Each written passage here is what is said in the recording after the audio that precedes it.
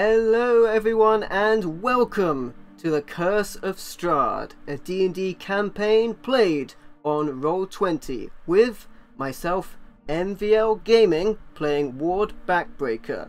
We also have the amazing Jonin Monkey as our DM. We have Nico playing Keldrin. We have Seth playing... oh, other way around. There we go. Now I can see my screen. Seth is played by Odin. There you go. And we have Sven the Crusader playing Jean. And finally we have Panther Leo, who's streaming on Mixer, who is playing Maldrath. Also, I'd like to announce that we are now also live on lordrage.com. Very excited about that. That is awesome. And I will be part of the Biohazard TV charity marathon next week. So I will be streaming as part of the marathon next week. Go check that out from the 19th to the 21st. It's going to be awesome. Some awesome gaming streaming for charity. So make sure you check that out. But aside from that, everybody, Jonin, take it away. Alrighty. You join us in the Curse of Strahd, where a party of adventurers have been trapped in the world of Barovia, a land covered by mist and ruled by a cruel vampire known as Strahd von Zarovich. In the last episode, you guys traveled around the town of Valaki, looking into some strange events, such as the traveling performer who seemed to have brought in a saber-tooth tiger that was let loose during a festival, and a missing Vistani girl who you managed to combined your various different professions in order to quickly find the girl and save her before she was thrown into the river by a confused old fisherman. Although you didn't exactly leave the town on good terms, as Ward decided to take justice into his own hands by breaking the fisherman's neck and throwing him into the lake. We'll see for the... Darwinism in action, it's fine.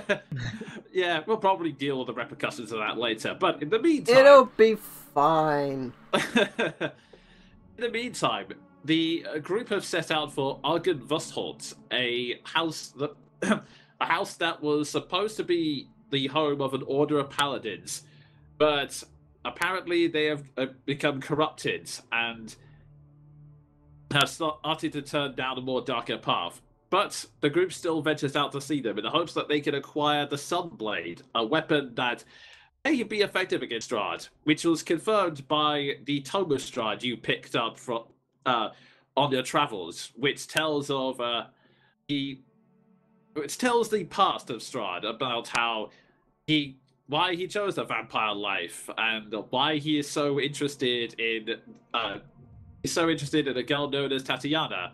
And why he killed his brother in order to obtain her. You know, nice guy and all that. That's the Strahd handbook, everybody.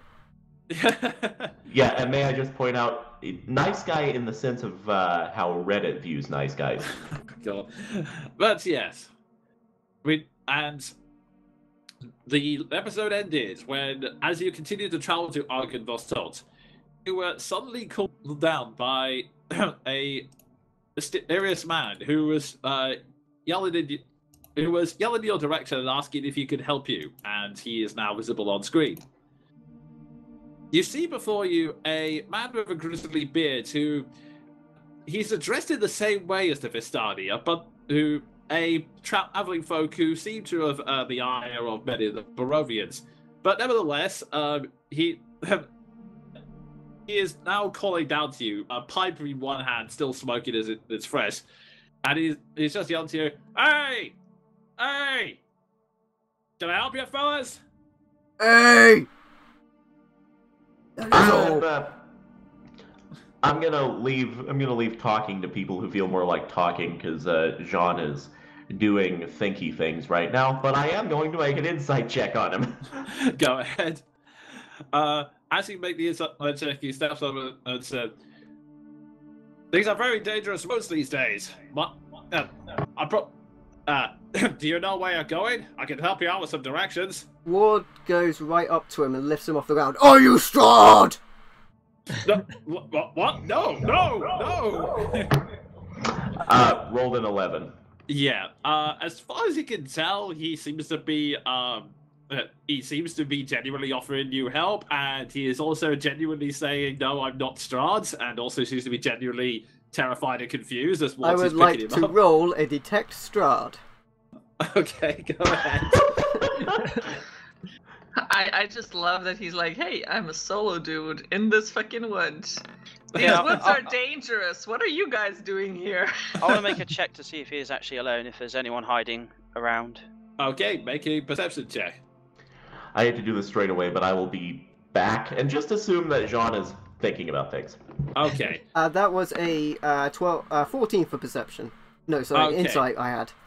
Okay. He's definitely not Strahd. I mean, you have shaken a man who claimed he wasn't Strahd before, and then it turned out he was Strahd. But no, this time you managed to get differences to see that this guy's not Strahd. In your case, Seth, you look around. There doesn't appear to be. Wait, what did he do with Keldrin? Uh-oh. Some black magic, clearly. Keldrin is lost in thought, still reading the book. What you can tell... sorry, just getting a message. Okay. From what you can tell, there doesn't appear to be anyone else in the immediate area, although there have been signs. You can see just in the corner, there is a campfire going with a load of scuff marks about it, and you can hear noises, but some of them may actually be wildlife rather than nearby travelers. But so far, it appears that he's on his own now, but he may have had other allies he may have had other people with him beforehand.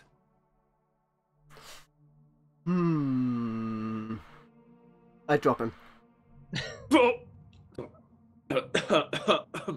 Well, strange greeting, but yes, hello there. I was wondering if you. There's a saying, these words are a bit dangerous. I mean, we Vistani travel a lot. Look, we know that your type report to Strahd, and we're not telling you anything. Okay, fine. You want to take that attitude? I mean, we're just simple. We're just simple travelers. We're nothing like the guys who hang around in Vallaki. I mean, honestly, I thought you could get mad staying there all day, but... Yeah, I'm sure that's what they all say. What do you know about these parts? Well, these parts in particular, they're the home of many a wild beast, including direwolfax. They've been very hungry around these woods of late. Now...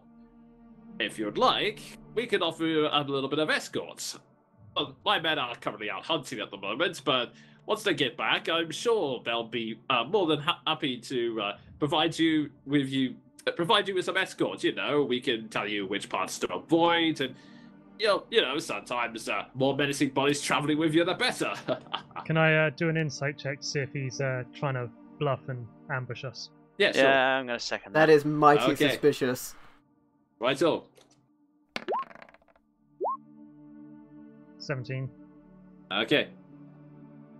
Dev, you're not 100% sure. The circumstances seem a bit suspicious. In your case, Meldraff, you're pretty sure this is a bit of a bluff, considering that he's pushing the issue a bit too strongly. Like, most people would have already backed down by now after being taken, thrown to the ground, and then blatantly told the suspected of working with a vampire. This guy seems a bit too... he's kind of forcing the issue a bit too much. Like, hey, I can hang out with you, definitely. So yeah, you are strongly suspecting that this guy is definitely trying to lead you onto something. In that case, I will just say, thank you, stranger, but we've got ourselves covered. We'll be fine. Wait, why don't we escort you, and you pay us money, and we won't kill you? Because That's we've a hell got of a better things to counteroffer. do, Ward. We might be It's travelling in the same direction. Well, we may be. It depends where you're going. Channel. Most of the time, we are just traveling around. Most of the time, we're just traveling around exploring the scenery. Mainly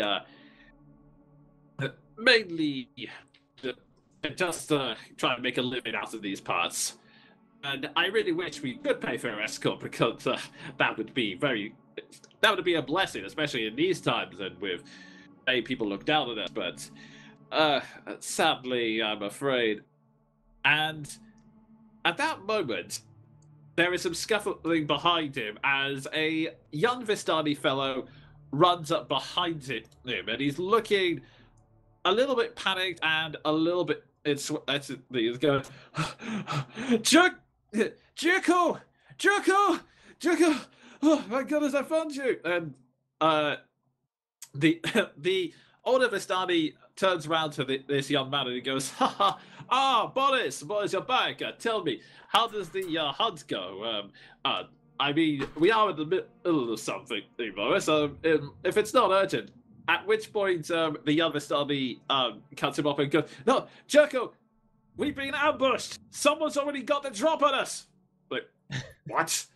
We were just exploring the road down south. He says, pointing down this road, which already rankles your suspicions even further. Insight because check. at the map. I would like to join that insight check, please. Insight Okay, checks then. for all. Okay. I can't roll, so if somebody could roll for me, I'm still reconnecting. Sorry, my computer. No worries, I'll just roll a shot straight itself. d20. Okay, fair enough. You're all getting high insights anyway, so I'll just say that for the moment, Keldrin, you've got this as well. I rolled you a 3, Keldrin. You're welcome. Fucking damn it. Well, most of you are getting more or less the same situation. That you're all getting the sense that this guy is incredibly panicked and something completely unexpected has happened. You are all noticing that whilst the young man is panicked, the older man is also looking a bit doubtful, as if he was not expecting this. Like, if there was a plan, it's gone completely awry now. And he goes, yeah, we were just walking down in the forest, like you said, surveyed the area, and then these ghostly knights jumped on us, and they're starting to they're trying to kill us. Do you guys need and, help?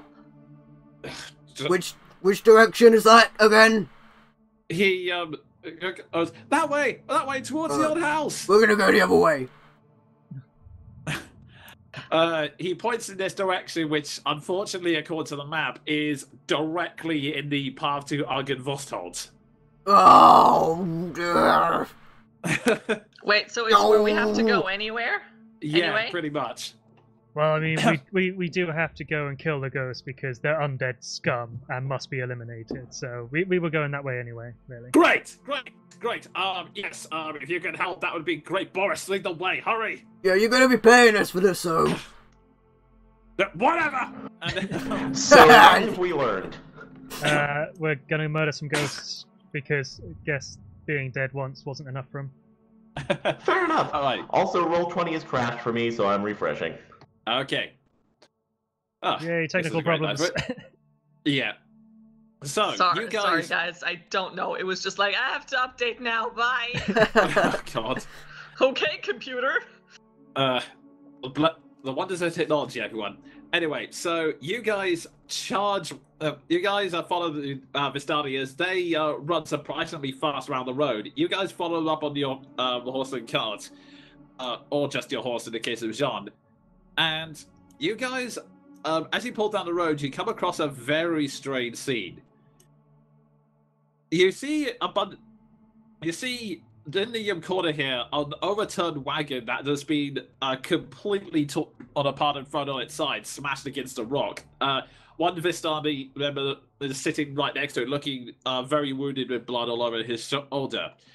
And at the moment, the Vistani and one or two wolves, although actually it's just the one wolf, and the wolf has been one wolf lies behind a tree here in a pool of blood, and they're both attacking two strange figures. They are, at first glance, when you look at them through the mist, they appear to be sort of typical knights. They're dressed in armor, they're wielding weapons, but the closer you inspect them, you see that the armor is sporting a lot of rust. These swords have like small chips in them, and as close inspection of your features, you can see that some of them are either very they're very pale, very gaunt, and parts of them are slowly rotting away. They appear to be like zombies, but they're moving much more fluidly and elegantly than you've seen any of the zombies you've seen so far. Like they've been combat trained. They are in full-on stances and ready to attack. And as you turn around, Jerko, the captain right next to you, goes, "Oh, you bastards! I'm gonna kill you for this!" And with that, As you do. everyone roll initiative. That was almost a natural 20. Almost.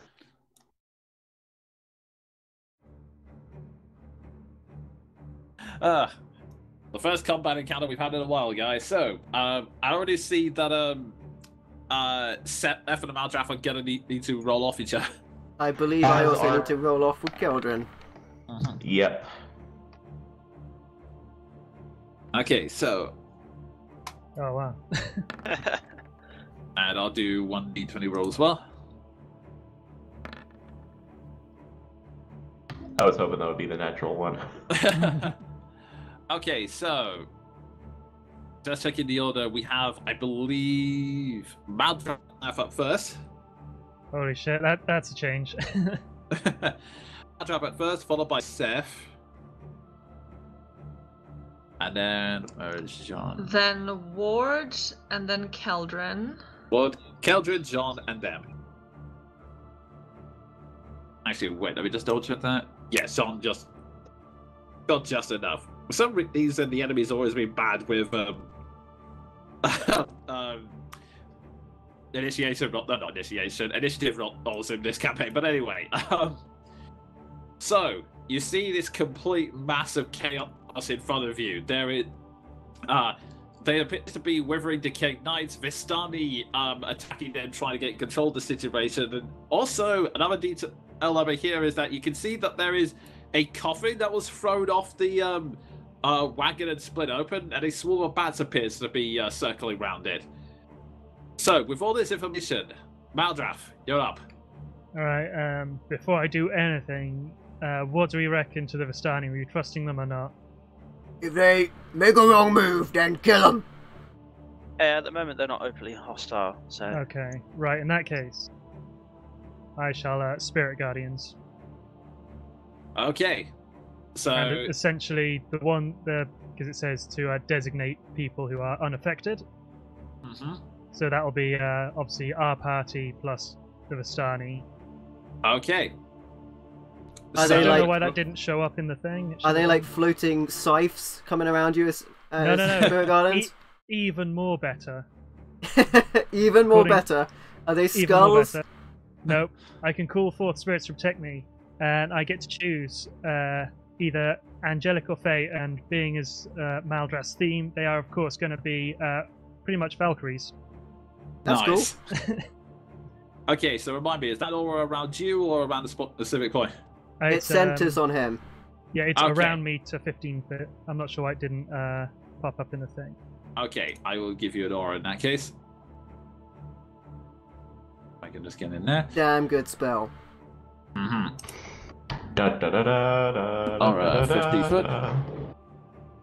There you go. Being as it didn't pop up for whatever There we reason. go. Alright, so that's your Spirit Guardian aura now, so 15 feet, right? Yep. Yeah, it'll Okay, be, yeah, I think, from centered on him, it'll be 15 foot around him. So, Okay, like, there it'll we be go. like 30 foot if you get my Jeff with him in the middle. Yeah, that's fair enough. But yeah, okay, aura's been created, so okay, you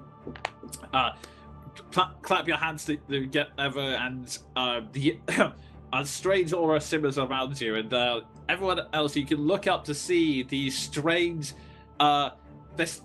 At first you think they're angelic, but then they appear to be they appear to be more dressed in armor, wielding fantastical spectral weaponry as they all charge down and begin sort of flying around you in a strange circle. Oh! And Ward like goes at them with a spear. Oh! Oh! Oh! Oh! Okay. Except because it's Maldrath, I'm just imagining that they're Valkyrie versions of Ghost Rider. Even more better again. Yes. Okay. Anything else you'd like to do this turn? I shall just move. Okay. I keep forgetting how they've changed my the ruler and everything. Yeah, it's the weird encircle thing. There we go. Yeah, you can get right up next to him. Yeah, it's a concentration spell, so I didn't want to get too close to him. Fair enough. But I shall put myself there, and Okay. they should have to do some stuff now. As a really good it's starting to turn there. Okay, so you slowly walk forward. This these chorus of spectral Valkyries just all flying around and waiting for their targets. And with that, I presume that it's your turn. Yep, that'll do me. I'll just yeah. Because it's Okay. a concentration spell, so I can't really do anything else. Okay, and with that, Seth, you're up. Right, I'm gonna cast Hunter's Mark on the one furthest to the south. Okay, so this one here. I'll add that Hunter's Mark on him. Okay. Then we'll go with the sharpshooter's shot. Right, so.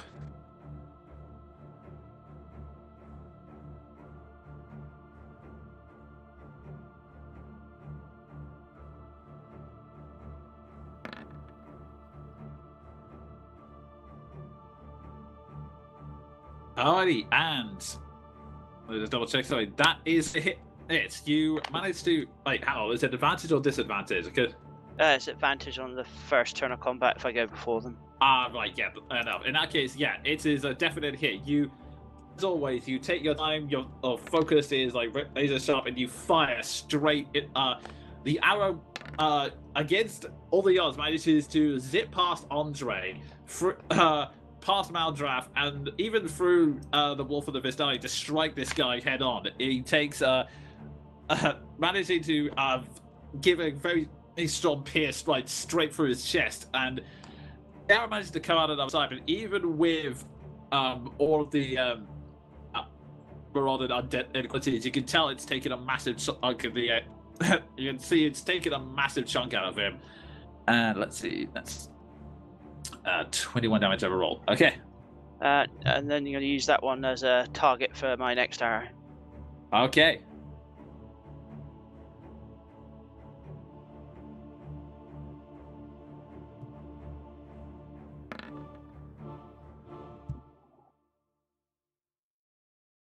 Add that, and it is again another hit. Roll your damage. Yikes. Another.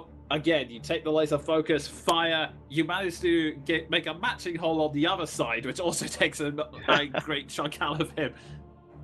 It's just like those sequences in action movies where a guy just gets shot continuously. Just RoboCop springs to mind. Somebody call an ambulance. Like, no, he's beyond ambulance help now. He's just chutney. Oh god.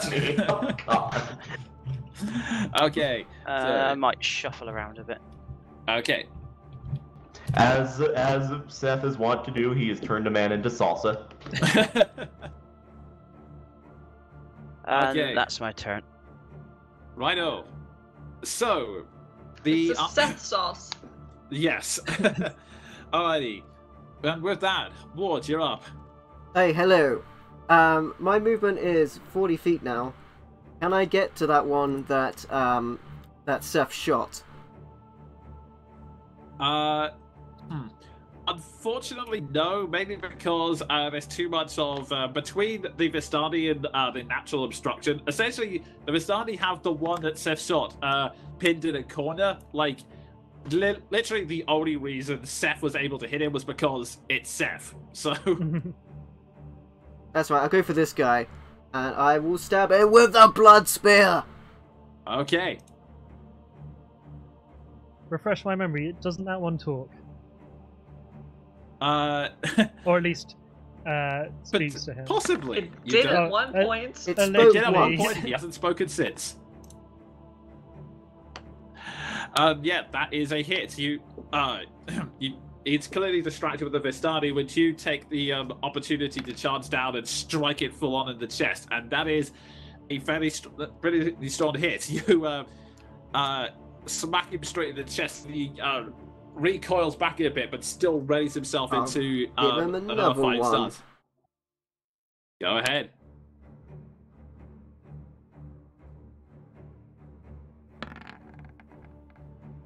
Another strong hit. He recoils back into his fighting stance, and you instantly just go boom before he has a chance to recover too much. Nice.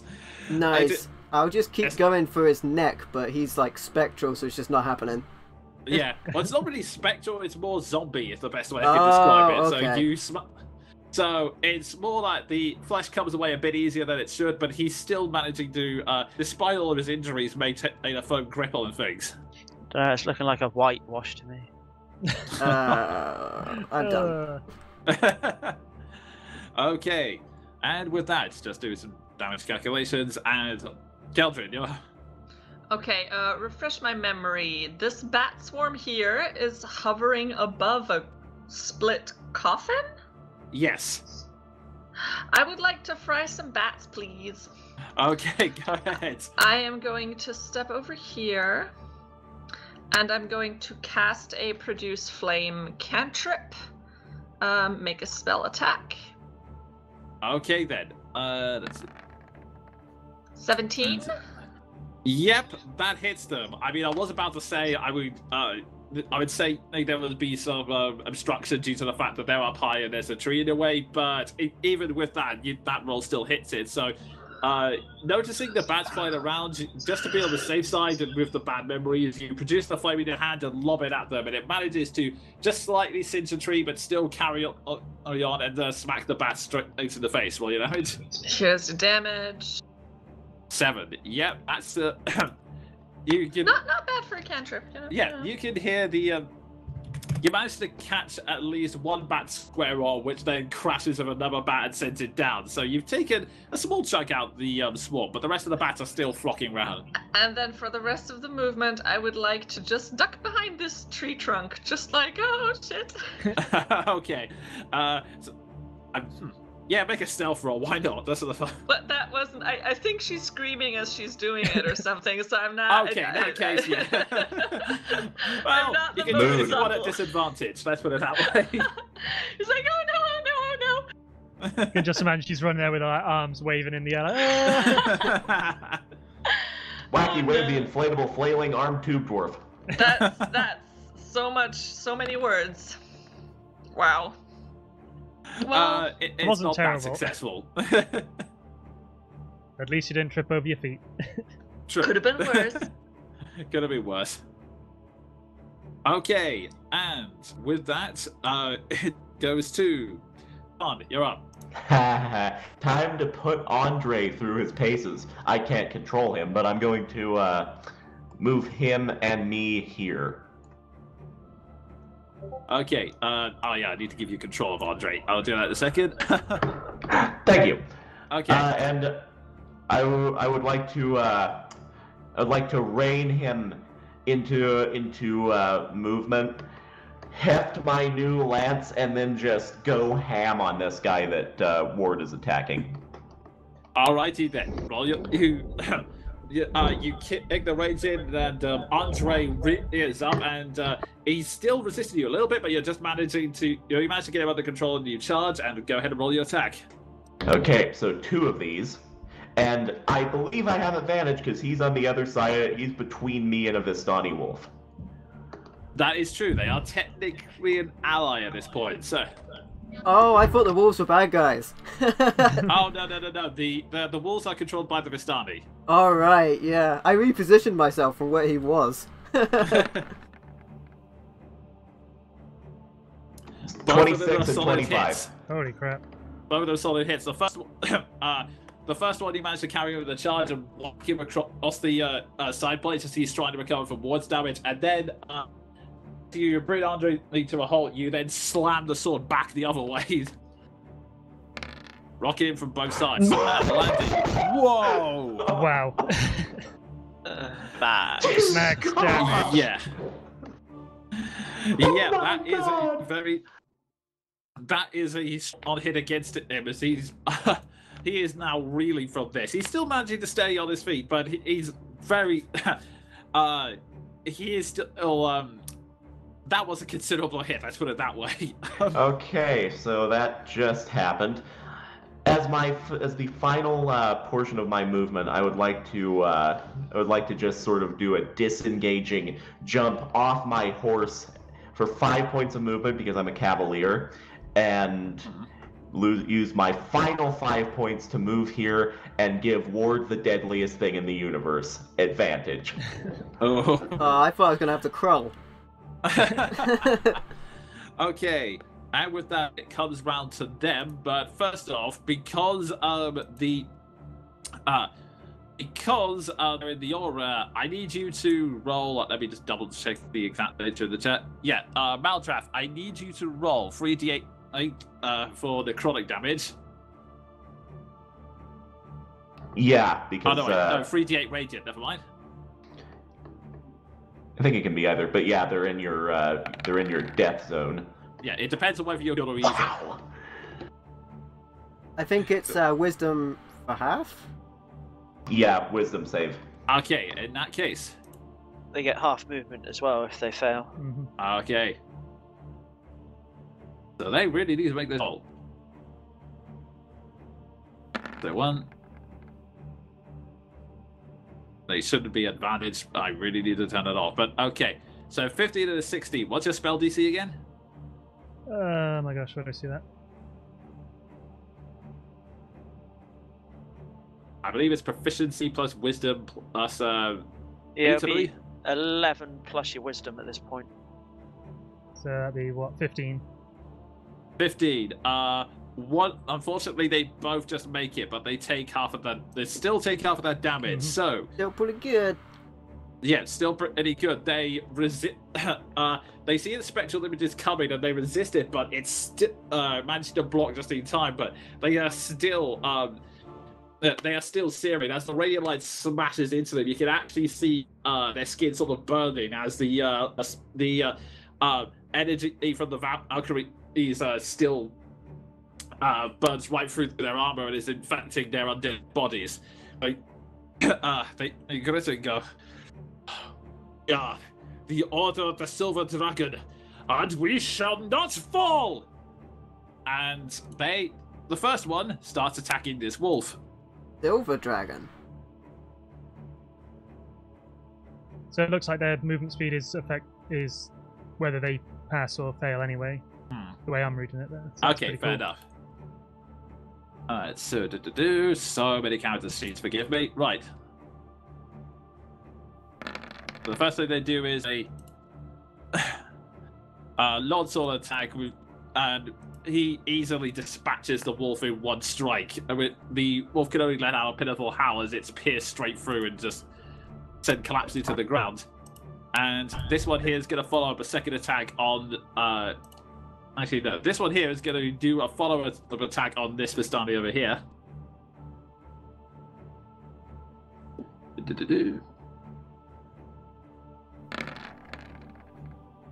Oh God! Oh wow! Rip.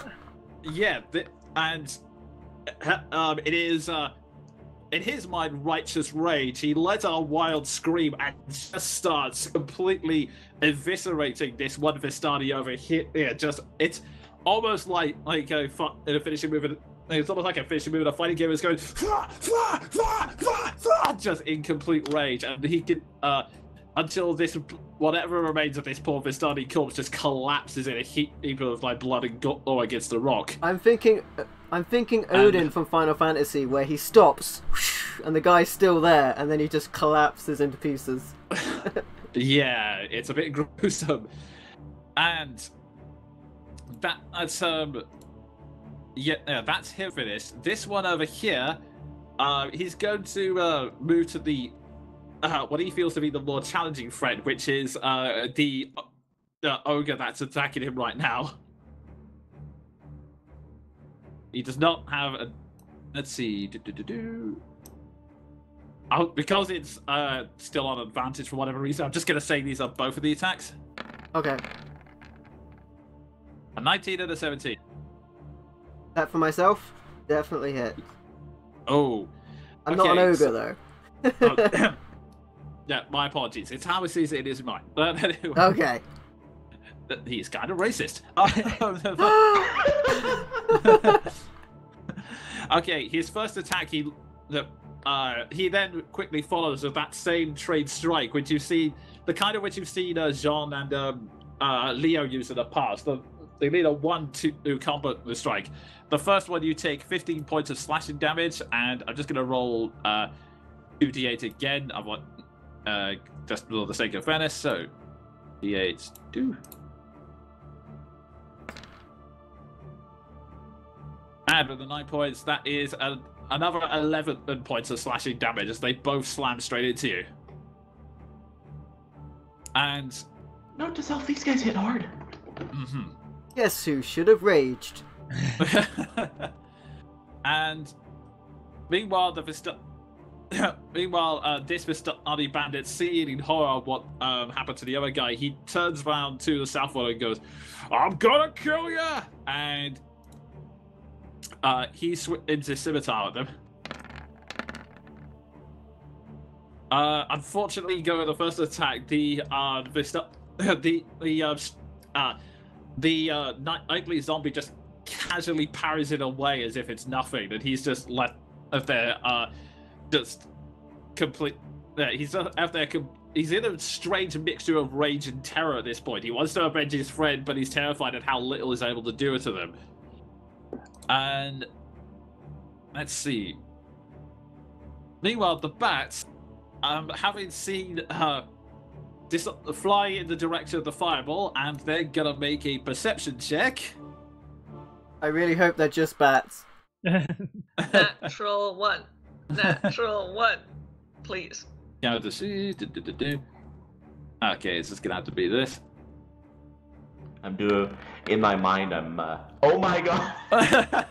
Amazingly, they keep flapping, but they don't seem to notice it. Like, they're trying to find where exactly the source of the fireball is, but they can't see the they can't seem to find you wherever they are. It might be that the echolocation combined with the trees is confusing them, but so far they're just content to sort of circling above you, but they don't know where you actually are yet. So I think, as far as you can tell, you can hear the sound of bats just like squeaking and circling around you. I reckon the position they're in, the log is exactly the size of Keldrin, and it's just a perfect block. Nice. And meanwhile, let's see. Whilst all of this is going on, let's see. Yeah. Whilst all this is going on, there is a sound in the distance, and from the direction of further down the road, you see a new figure approaching. She appears to be it appears to be a Vistani woman who looks to be at a sort of a rough guess, late 30s. Like, she's not only she's not very young, but she does. Well, she's sort of youngish, but she still looks fairly experienced. She looks at everything that goes on and goes, "Oh, damn! I'm too late." Well, and she raises, and with that she tries to get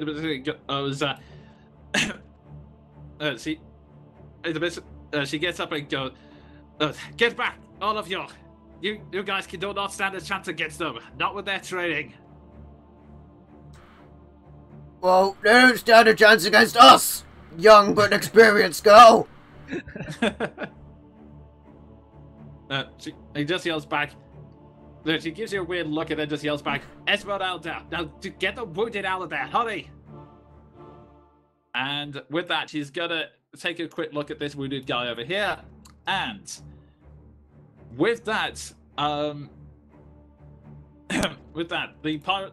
Okay, actually, before I forget, the Vistani captain Echo moves up growling and goes, "I'm gonna get these motherfuckers," and charges down, shoving his way past you, Maldrath, and rude. he is going to, despite his despite all of the chaos that's going on, actually, he steps past the remains of his friend and tries to go for a scimitar attack on the Revenant here. Forget I said he was a Revenant. Forgotten. Okay.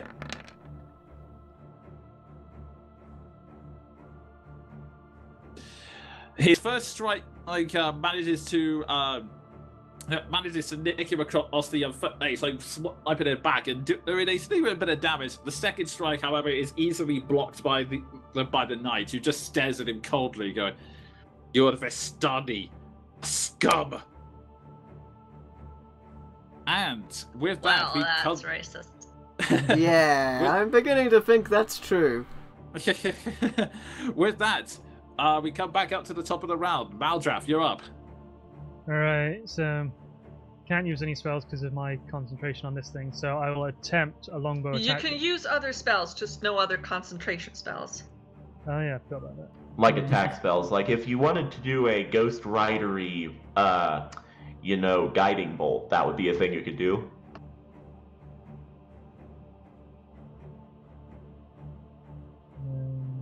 I will try this because it's never worked before, but it might work this time. So on, I'm getting a very much like a guy that doesn't go to the top ropes going to the top rope on a big match. So this one should be pretty wounded, so I'll attempt to toll the dead. Okay. And that's a wisdom save, right? Probably. Yes. Let's see. I have the card over wisdom there. saving throw. And it's Wiz or 2d12, which is hefty. He sucks. He fails. He fails. He's already in the middle of grappling with this one Vistani, and as he makes that declaration, you can hear this sound of don, don, don. As you, Maldraff, focus on your energy on landing this attack, go ahead and roll your D12 necrotic damage. 2d12 necrotic damage. Fuck yes! You Undertaker him. I was like, did that roll? I think it should have rolled. It did, yes. Yeah. Nice. The energy falls from the sky and slams down on top of him. He is just standing, but he has taken a very nasty blow. Nice. Yeah, that'll do for me. Okay. With that, Seth, you're up. Seth is gonna wreck him. He's concentrating. Seth? What have they done to Seth? Oh, he's rolling a dice. Oh. He's just silently making the attack, and yeah, that is a definite hit. like a Even true with sniper. With all the chaos around you, you're still able to manage to fire the arrow straight through the mass, and you land a solid hit on him. He's still standing, but he's definitely feeling the damage. Don't you get the Hunter's Mark damage too? Oh yeah, And good point. Colossus Slayer. I think this guy might be dead for reals this time. Okay, so that's 11. Still up at the moment. I reckon he's got another attack in him. Oh, show. Silently. From afar. Stalking silently from the shadows.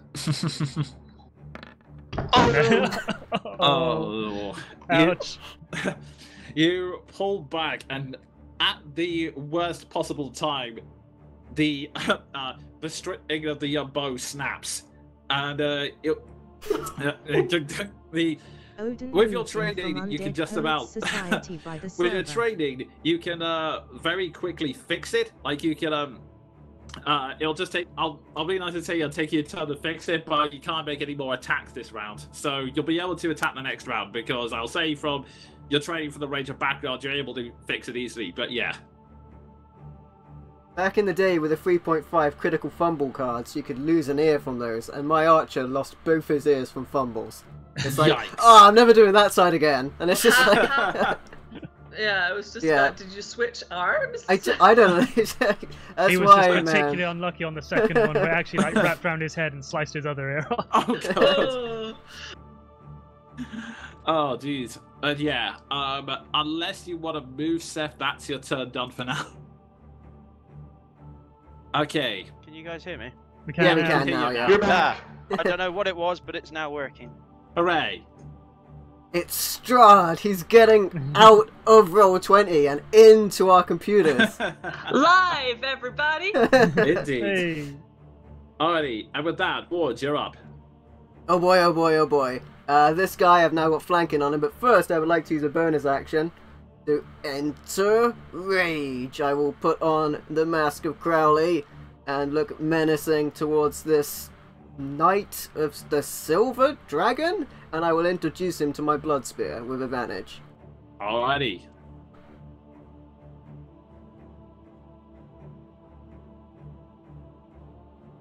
There's the mask on.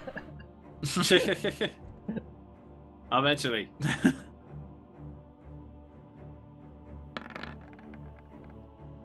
Oh man. Yep, that's a hit. Yep, that's a hit. Just million. Well, with the advantage, it would be the 22, which is a oh my god. Yeah. Nice. You slam straight into this guy. It's a powerful hit, and he barely has time to recover. Go ahead and make your second attack. Isn't that a Another bonus strong action hit. thing? No, I have no, two you- attacks at this level. That was Yeah, you 15. Yeah. 18. Yep, that is another definite hit. Roll your damage.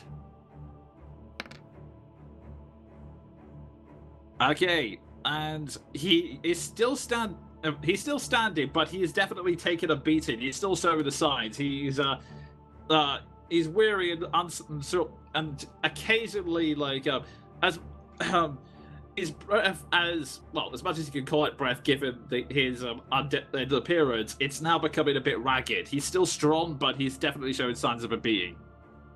All right, that's war done. He puts it over to John for the finishing touches. Burn it down. Burn it down. I think it's... Is it me? I think it's me. Yes. Oh yeah, sorry. Alright. Sorry. Since I'm not a rogue, I think this is going to take my action on my bonus action, but I would like to stealth away from the bats. Gonna go 1, 2, 3, 4, 5, and land here underneath this tree here. Okay. Well, first off, go and make me a stealth roll for the bats. Just a regular one now, yeah? Yes. Cool, gotcha. Where's my stealth? Here's my stealth. Come on, Keldrin. Alright, that's okay. Okay, and I'll do a quick perception check for the bats. You still managed to sneak away. However, make me a perception check whilst you're in there. Ooh, yes, gladly. I'm Please good don't at be that. more bats. Don't be more bats. Oh. You are wandering around with, as you begin to march around through the wilderness, and you are a druid by nature, so the woods are kind of a sort of second home, so you're used to catching stuff in them, and one of the things you noticed, there is a figurine there under complete camouflage, and if I do the labor, What? Oh no. You've been out-sniped, Death. camouflage. And as you walk past this figure, they're gonna take an attack of opportunity on you.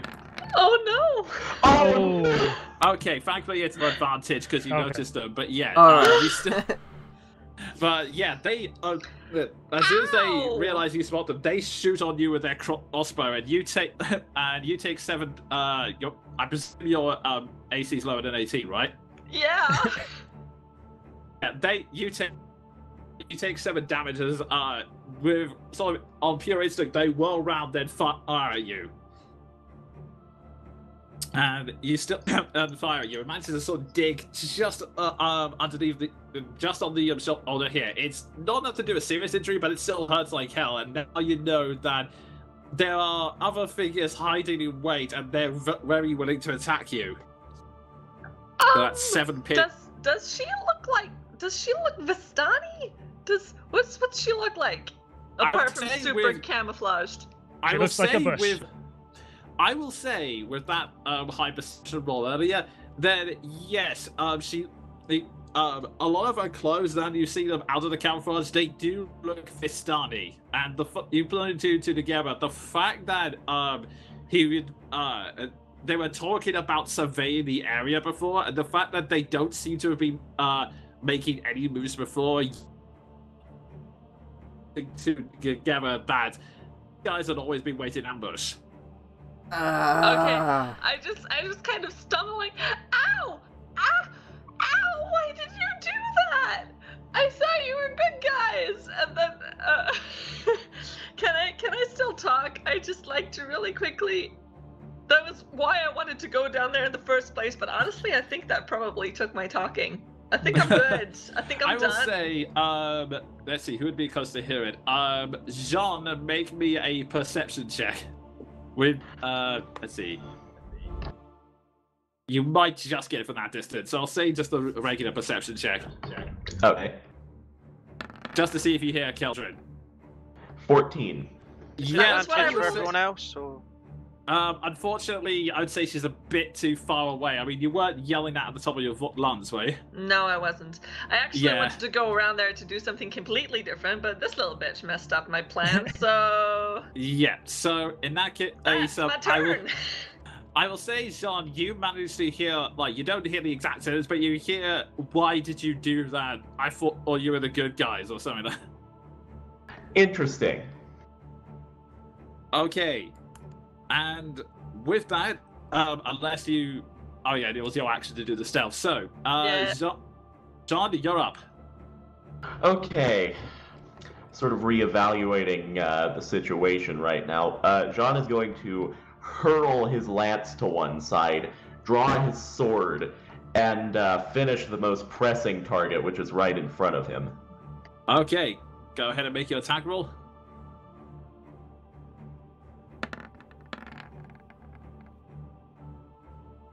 Alrighty, both hits. One of the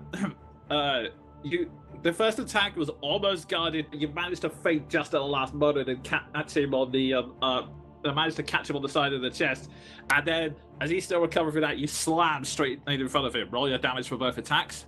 Okay, that was just one attack with advantage because I'm flanking. Oh, okay. You've rolled with advantage twice. That was the and a fourth time, Pat. Yeah. Yeah, So that he's was just going up two Either way, attacks. both. Okay, either way, both attacks hit. So, Yeah, because I'm flanking, so I would get advantage on both of those. okay, but it's Yeah, you rolled with rolled advantage three anyway. sets of dice. Like three Really? doubles. Yeah. Yeah, because it only showed up on... That's all right, once don't on don't mine. worry about it. You hit regardless. Okay, either way, the attacks hit, so roll your damage for both of them.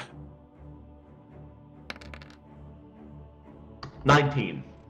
Okay, the first attack comes in, and it, oh, hang on, is this for both attacks, or? Okay. Yeah, and actually it's 23 because of my dueling Okay. bonus. Okay then, you slam into him, and he's at this moment he seems to be doing the anime thing of surviving purely on determination, because he's just going, I will not fall. And even though he has like massive chunks taken out of him, he's still on his feet. Okay. I wanted to save this for the castle proper, but action surge. Nice. Okay, go ahead and make your 2 follow-up attack. So seeing this go down, John just goes sort of right. Gonna require effort for this one, and He's tapping into his Vava. 24 and 27. Both hit. Roll your damage.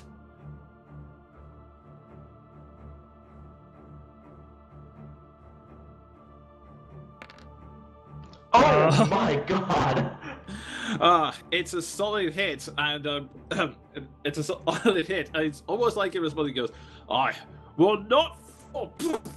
And he, but the unsportsman, you slam straight into him with another surge of adrenaline. But at the moment, he's still managing to hold strong. But he's barely holding himself together at this point. It's only determination that's keeping him upright.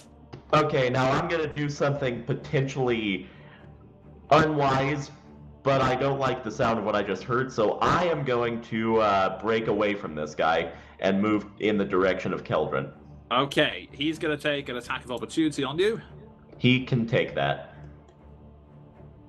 This is probably very unwise. 17. 18. Okay, you move back and he takes a swipe at you, but you instinctively, for your training, just parry it away and then continue your march backwards. Okay, and as I'm getting up here, I'm just like out loud. I'm just, Keldrin, what's going on, and what do I see? At the moment, through the foliage, all you see is Keldrin clutching her shoulder as an arrow is still stuck in it. Okay. Ow! I just say one word, and that is, who? So cutely protective of my baby girl. It's adorable. She's the one nice person in the group. Hey. The one person who's either not a maniac, not grumpy, or not weird. What you meant to say was not Ward. I'm doing the Lord's work, I think you're fine. I'm not weird or grumpy or a maniac.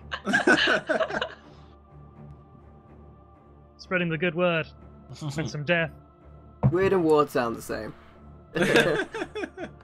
I mean, to be fair, but yeah, I'm up there now. Would you say you get the award for being weird? Hey. And on that note, rocks fall, everyone dies. No. Okay, on that note, it goes round to them. And something strange starts to happen. Ward, you suddenly hear a shuffling behind you. And, well, actually, first off, I need you to... I'll make the wisdom save. I need you to roll 3d8 Maldraft for the Spirit Guardians. This could be good. I'll say this is for both of them. They both fail, and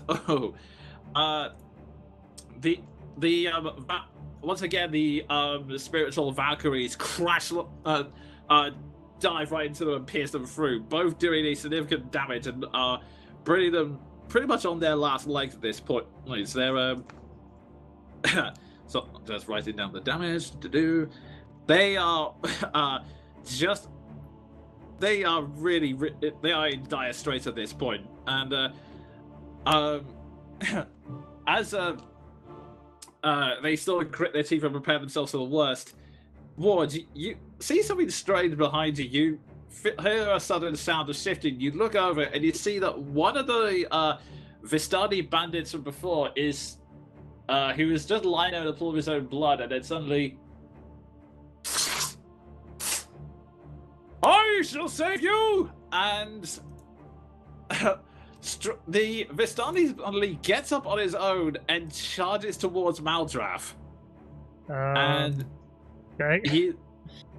he's gonna use He's not an acolyte. He's gonna have to do his Spirit Guardians too. That's if that's only if they start the turn now, No, unfortunately. if they enter it as well. Yeah. Yeah, if they it. enter the Okay, radius. yeah, I'll make the wisdom save as well. But he's a Vistani, right? So you did protect Well, I mean, the it Vistani. depends. Does he count as undead now? Like, He does, yes, I will say. Oh boy. because I mean, Malgrath very clearly saw him dead, so I think his Yes. status as Oh right, Vistani okay, is... yeah. He's Yeah, come back you from the already dead. pointed out Wow, the okay. people, not the dead ones. Yes. So that would be a +2, but he still fails anyway. So taking that down, taking that damage, he takes a full-on 11, and As he is the Valkyrie crashes into him, but he still makes the attack, which is, let's see, 24. No, that hits. So he slams. The Valkyrie actually slams into him, but he just doesn't care. He powers through and slashes at you with the scimitar. You take 7 points of slashing damage, and I believe you have to roll a Constitution saving throw to keep up concentration. Maybe, probably. Yeah. Is it Constitution? It is a Constitution save. You make it like I'll take that. Yeah.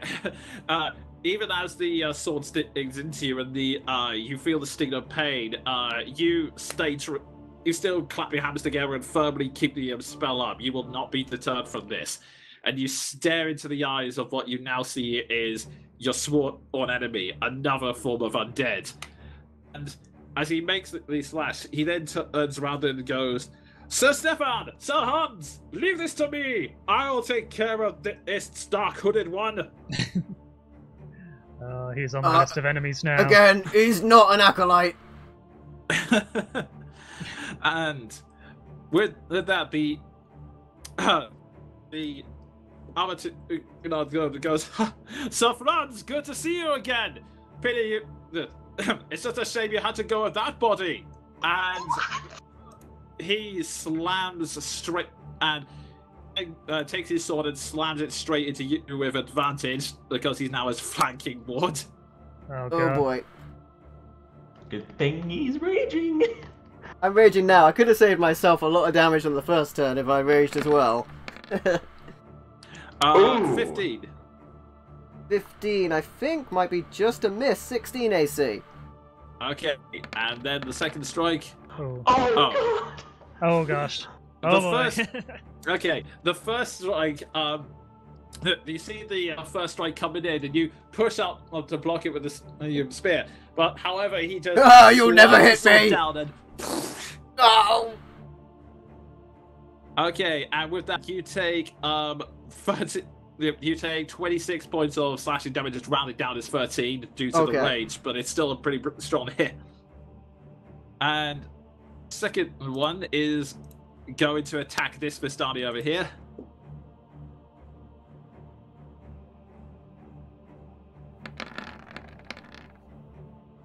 And oh wait, never mind, I miscalculated his HP. There was no need for the second one. His first strike easily he just slashes it across the throat, and the Vistani falls to the ground. And his second attack, he then follows that up and turns towards the Vistani captain, who is almost there to block it, but he still takes a cut across the face, and that is a total of that's 16 slashing damage as it goes straight into the side of it. It goes, "You motherfuckers!" And he then tries to return the favor.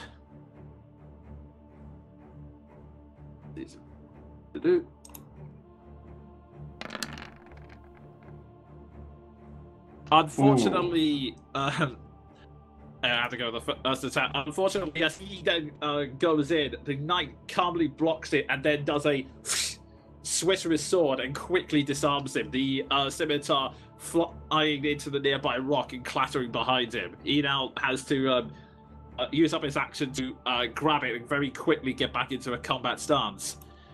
Meanwhile, the Vistani spy is going to move back up here and is going to take another pot on you, Keldrin. But why? Okay, I see this now, yes?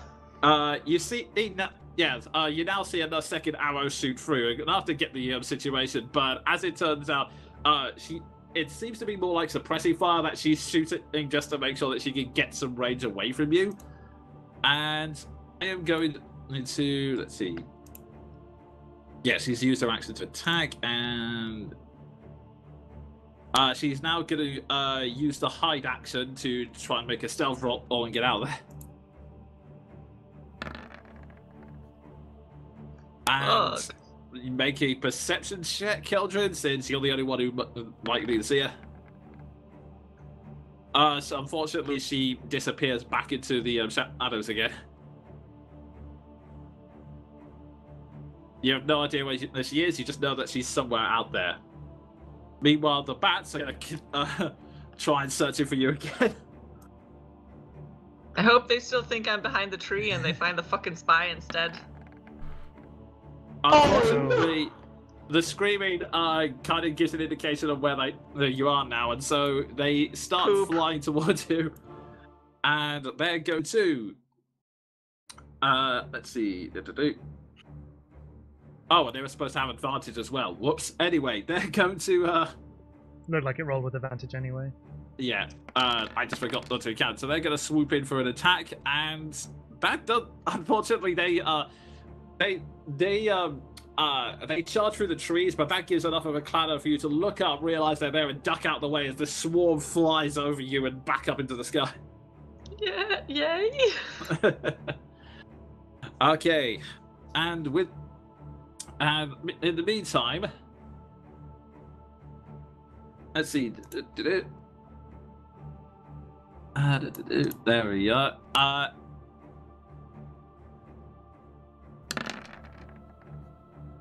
Okay, you, Maldraff, you just managed to avoid a arrow bolt that flies out from somewhere in the tree line, and you look back wondering what's going on, and you can make me a perception check with disadvantage if you wish.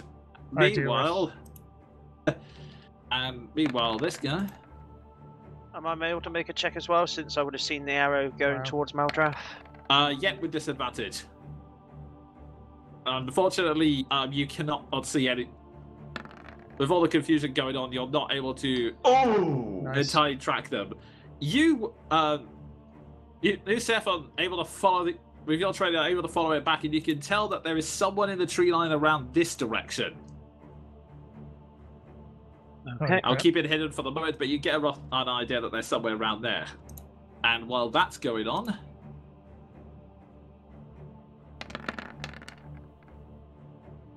this second attack zips towards you, Jean. That is a 19. Yeah. The arrow lands straight. The arrow shoots and hits you straight in the chest. And let me just double check the rules on this. It's never a good thing. Let me just check the rules. Yeah.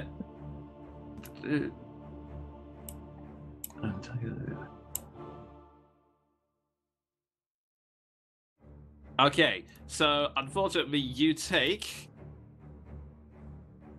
on top of the piercing damage, because you had no idea it was coming, you are going to take sneak attack damage, which, let me just double check, is 2d6.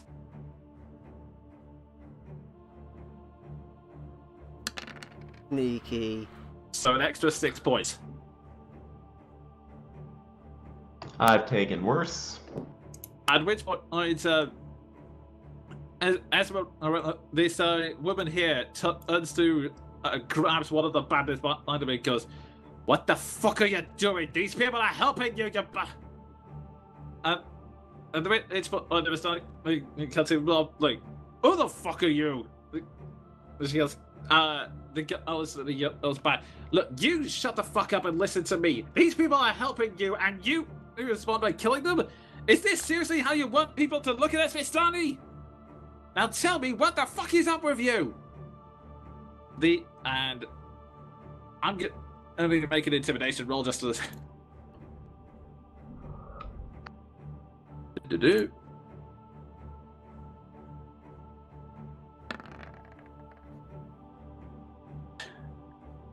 He clearly scares the Vistani next to you, and John, you also getting clear vision of this as he blubs out, Look, I'm sorry. Strahd called a hit, okay? I'm sorry. Did you say Strahd called a hit? Yes. Because he's a gangster now. Okay. Take them out, see? They're going too deep.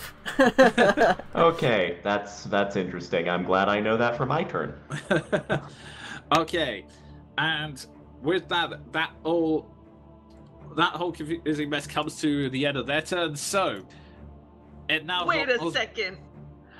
Okay, I'll do this on my turn. Keep going.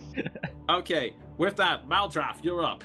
You're being shot out whilst also being faced with with a previously dead Vistani.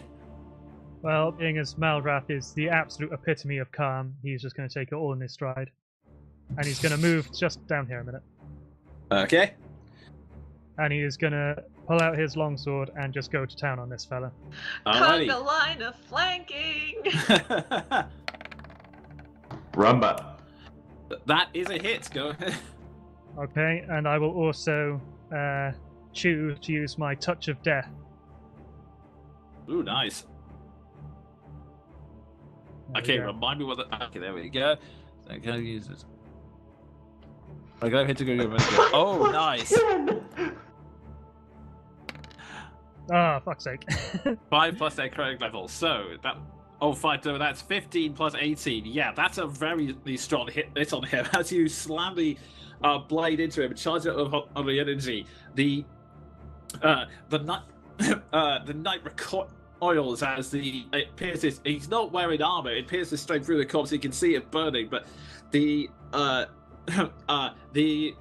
Vistani Knight's undead combo kind of grip into it and goes, ugh. Challenging warriors indeed. It's just a pity you're working with these Vistani. And yeah, anything else you'd like to do is that your turn. Let's have a look here.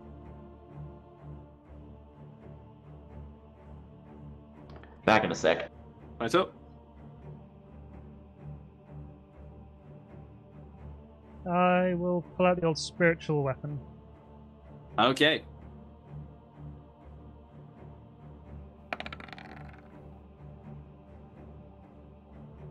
Alrighty. As you you step there back in him as he's making his diatribe, a spectral scythe now appears along with the Valkyries on high and slams straight into him. Go ahead and roll your damage.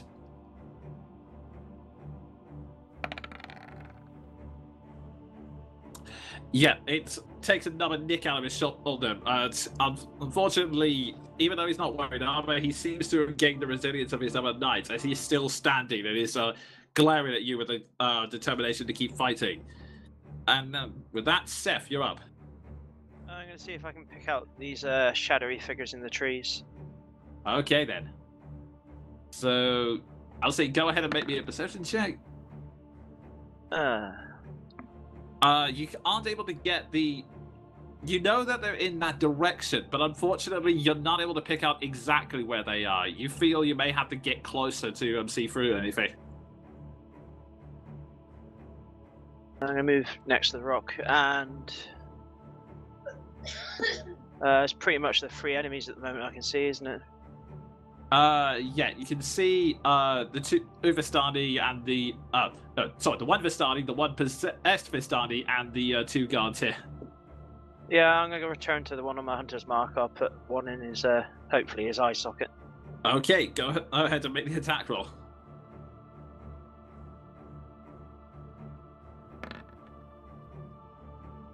And that's a hit. You once again take aim at the chaotic mess and fire straight in. And crap! Wow. With that, it's finally down. You aim straight for the eye socket, which slams straight through it, and the force of it is almost enough to sort of pull the head back a bit. The slight tear into the neck, and it steps up and then goes, "Brothers, I will return." And then the corpse finally collapses again, and is now gone. I'm going to use my bonus Burn action that. to move the hunter's mark onto the other knight, Okay. and hopefully give him a good night. Hey. I see what you did there.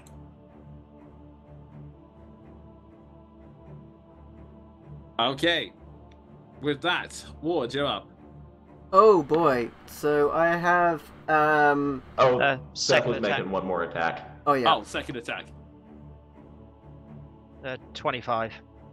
Okay then, that is a definite hit on him. Go ahead and roll your damage. A powerful hit, still up on his feet though.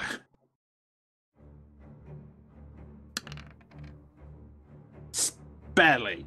It's not- God, these guys. So I have to my right or in front of me there is a zombie, and behind me is a Vistani raised as a zombie. Yes. Right. Okay. Well, the one in front of me is more injured, so I will Yes. try and take him out because I really need those temporary hit points. Okay. Yeah, I'm gonna go for him. I'm gonna recklessly attack. Yeah, why not?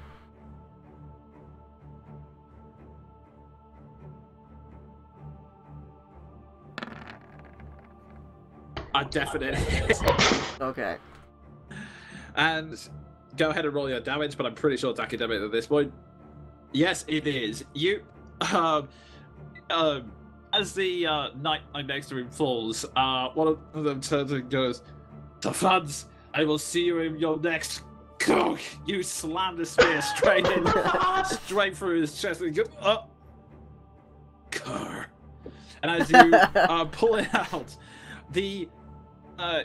you feel a strange tingling sensation as from the spear, this warm feeling flows down onto it and into you, and you start feeling this warm sense of you start to feel this renewed sense, like you fought many times before, but there's like a strange satisfaction to it.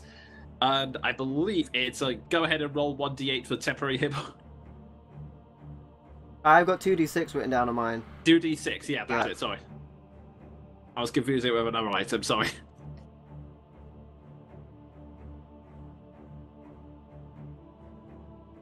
I pressed the wrong button. There you go. Okay. Or typed it in wrong. There you go. 8 is what I got. Nice, so you regain 8 hit points back. What would you like to do with your second attack? Keep in mind it's still red. Oh yes, I will just get the guy behind me with the flanking. Okay, go ahead and make an attack roll.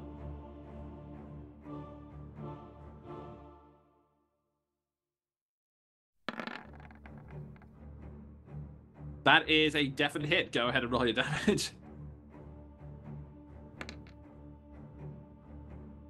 Let me just double check on that. Okay, so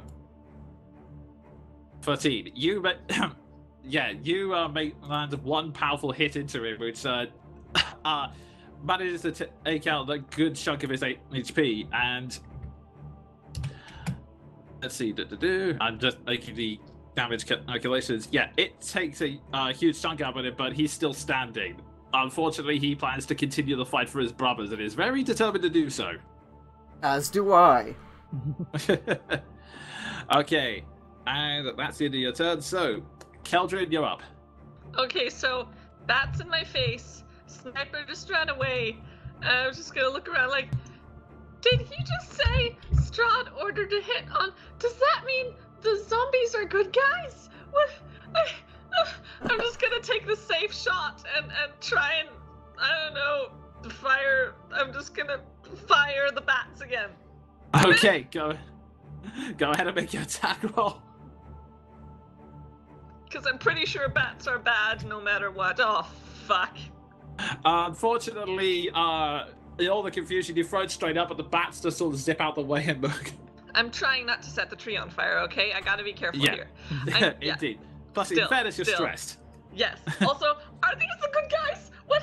Who's the... What? Sean? I haven't seen We'll what's kill going on everything. back there. We'll definitely kill the bad guys. Okay, and am I gonna look at this the same? Okay, with that, Jean, you're up. Okay. I would like to do this with human determination, because we've had a rest. I am going to whirl around and grapple the Vistani behind me. Okay, go ahead and make an attack roll. With advantage, because I love human determination. Okay. 21. Okay, he'll make a strength check, but it's not. Let's see. I'm gonna resist saying he probably doesn't need it.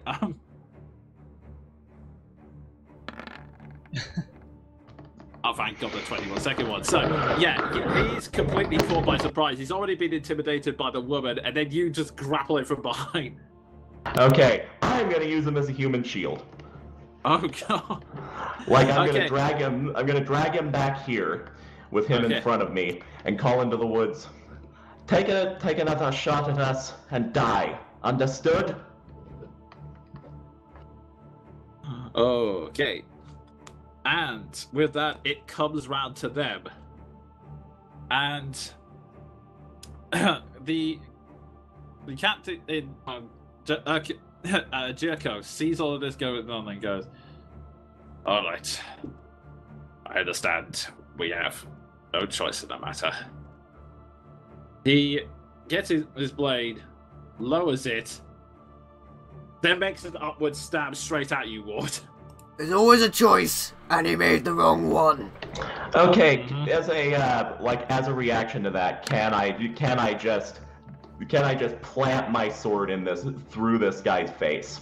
I would say that, but you're facing the other way, John. Yeah, you're kind of. You're trying to look towards a sniper on the other side. Like, I mean the guy I'm using as human shield. Yeah, but still, we can't. There's I don't think. Your horse is right behind me as well. Clop, clop, clop. Yeah, and there's rocks between us. I don't think we can see any of this. Like, I don't even know there's snipers yet, you know. Yeah. Plus, also with the rules, I would say you would have to have held your attack action, but you already did the grapple, so. All right, that's fair. Okay, so the first attack is a 13, which I presume misses. That does miss. Oh, that was advantage because I attack accuracy. So 13 and a 10 still misses. Yeah, and he then follows it up with a second attack. 21. Yeah. And because he can follow it up with a third attack, alright. He is now suddenly attacking like a he is now attacking purely on desperation and slashing at you. You managed to avoid the first one, but you weren't expecting the other two to follow. So you take 3 and 2 slashing damage respectively. So 5 in all.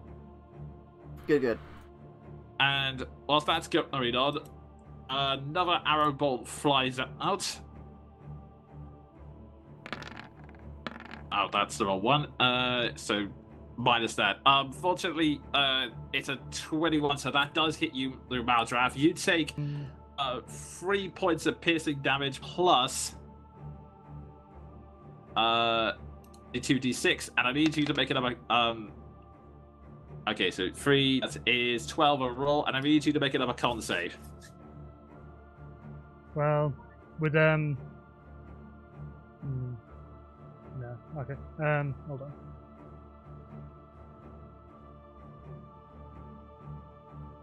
Actually, now I think about it, sorry, I forgot this as well. I need you to I will need you to also roll the 3d8 necrotic damage for the one possessed Vistani. I'll do that first. Yeah. Okay. He takes 14 wisdom saving them. Yeah. Oh, so close to a 16. Fuck. Okay. First off, roll his wisdom save. And unfortunately he succeeds, so he takes half damage. Yeah, half of that, so that would be 7. And unfortunately, when the arrow hits you, it takes you so by surprise that your concentration slips and the aura disappears. The Valkyries silently disappearing into the night. And since you're looking that way, Seth, you can make me a perception check as we do. I take it that shot came from behind. Yes. Oh no! For God's sake. With all of the chaos that's going on, you haven't been able. You are just completely lost. You haven't been able to pick up anything. Out of game question. Well, in game, but my character doesn't know. Have we lost Lily? No, I will say Lily is currently tending the horses, but okay. I was worried we'd done this Lilia just got captured and we just didn't notice. I will say she's 10 feet to the north of Seth. Can't you see her? Oh, I have that on my screen. Okay. yes. Yeah, she is just slightly off screen to the north, just tending the horses to make sure they're okay. It's definitely not because I forgot to put the token on the map. That is definitely not what happened. I mean, I'll say if oh man, I was looking for the token. I thought you meant like it actually was up screen because I was zoomed in. Okay, so the second arrow comes in. Let's see if I can.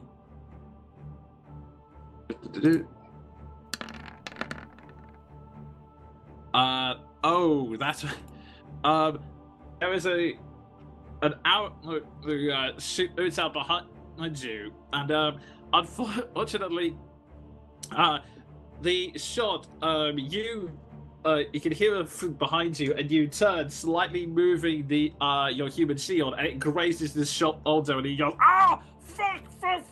And as he does so, Ward, you hear a voice behind you go, "Sonny!"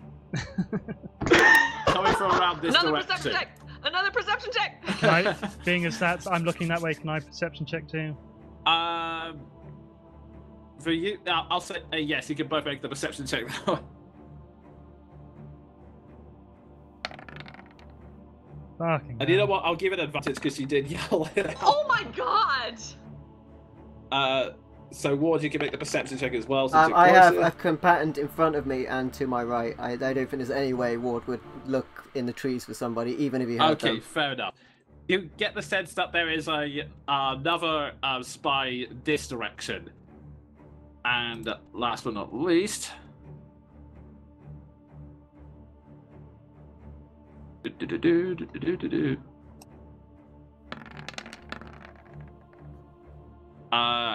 That is another shot at Keldrin, and that is a yes, 4 yes, piercing damage. yes. Ow. And sneak attack.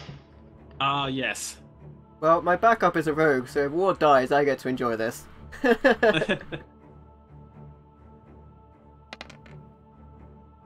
So there's 4 total plus 9, and the bats try once again to swarm in.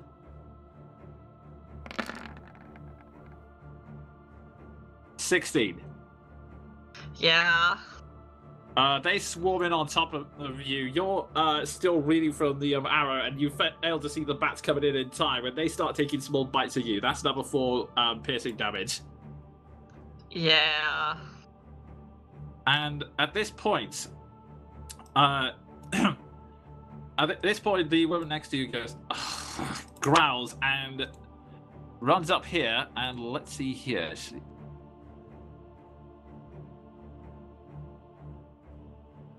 Show us your final form. She is going to see. Alright, she fires let's see, 4-3, there we go. She casts a magic missile which barrages the which lands several or hits, like knocking out most of the bats except for the few which manage to fly away. Or at least make some dodge out of it. There is very little of the swarm left, and with I was so sure she was a werewolf. Not quite. And so with that, the let's see, calculate. With only a few bats left, they're gonna use their movement to just let's see. Yeah, they're gonna use their movement to just very quietly start flying away off the map, and that's Attack of opportunity? Can I attack of opportunity? Sure, you're vindictive, yes. Yes, motherfucker. Axe two-handed. Fuck you, bats. Well, maybe not. No, that is a hit. Roll your Actually, Ooh, you know what? sweet. It's academic. You just like in a. The normally later of Keldrin just out of sheer frustration slams the axe into just sort of leaps up and takes a swipe at the few bats, and the remainder of the swarm just falls out of the sky with a sickening splat. Why did it not roll a damage? I don't understand. Keep going. Yeah, Technologies. It does that for me too. Also, may I just comment as I clicked on your axe and I got so much like random text coming up. may I just add also that Jean is proud. Oh, I get it now. Cool. Never mind. That Jean is what? Jean is proud. Okay, and this Vistani bandit is gonna try and break out of your grip with. And based on sheer determination and paintbrush, he manages to break out the grip, and he runs straight for the trees. Oh my goodness. You may take an attack of opportunity. Okay, Kelvin used up your action. John hasn't. Yeah, they've done it now. They've gone and made a big mistake.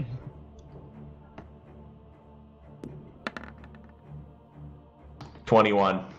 Can't allow them to think they'll just get away. You know, we're just providing the other dudes with ample bodies to but I don't know. I haven't seen this happen. 12 damage. Yep, he's got on you. He tries to run away, but you just instantly slash him in the back, and he's only able to stumble a few feet forward before collapsing in the trees. John didn't want to do that, but they're sniping us. They're sniping us. And the last but not least is the Revenant, who get that. The last but not least is the he's the Vistani Reverend. Knight. He's the Reverend. That's what he is. Yes, that's what you meant to say. Yes, he was a Vistani Reverend. But anyway, he turns around to attack you once satisfied that the main aura is gone. His first strike is a miss. Excellent. It's because they think I'm Second an ogre strike. and they keep aiming up. Ouch. The second strike. That does hit. Yeah, and you attacked recklessly this turn, didn't you? Or No, I had advantage with Seth. you used reckless on the first guy. Oh, I probably did. You're right. Yeah. Yeah. So unfortunately, he manages. The second strike You're misses. totally but right. I did. Yeah. He then follows it up and then lands on strike to the gut, and that is okay. Well, the good news is he wasn't meant to be using that weapon, so he I'll say it is 9. I'll say once you round down the due to your raging, it's 9 slashing damage, but it's still a nasty hit. It is indeed. And the Vistani counter is already attacked, so. With the last two things is this Vistani is going to slowly sink away due to his injuries, and this one in a one last desperate attempt is going to charge you, Jean. Okay, this is going to end well for him. And you easily block it. Fair enough. Oh god, I hate doing it to him, but they've attacked small friend. Mm-hmm. And on that note, Maldraff, you're up. I don't think the captain attacked me. No, he did at the start of the turn. Oh, okay. Nasty. I'm getting so confused. That's fine. Yeah, same here, friend. Same here. Maldraff, you're up. Okay. We do this right. It's not good. My whole plan's ruined because I didn't read right. God damn. Gotta read that more case- better. I know.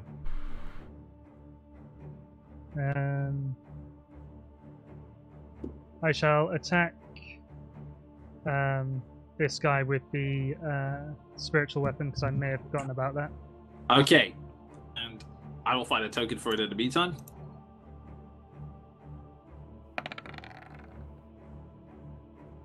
Let's see. With everything, that is unfortunately just narrowly a miss. It comes in and he's able to just slightly dodge out of the way, and it sort of scrapes aside but not enough to do actual damage. That's the bonus attack.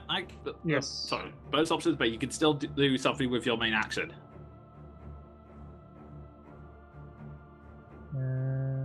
see now.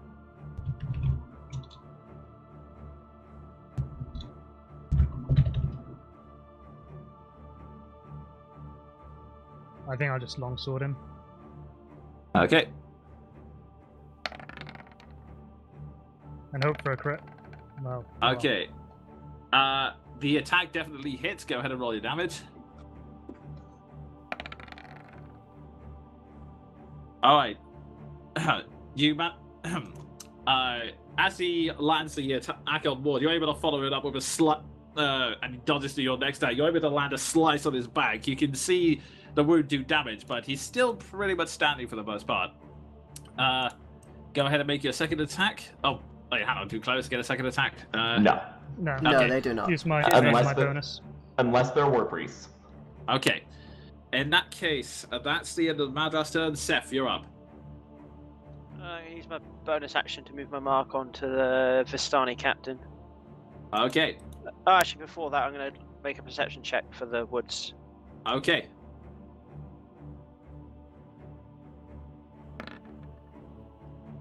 No. The chaos is. I've got something in my eye. Oh my god, Yeah. the spirit of Bobby returns.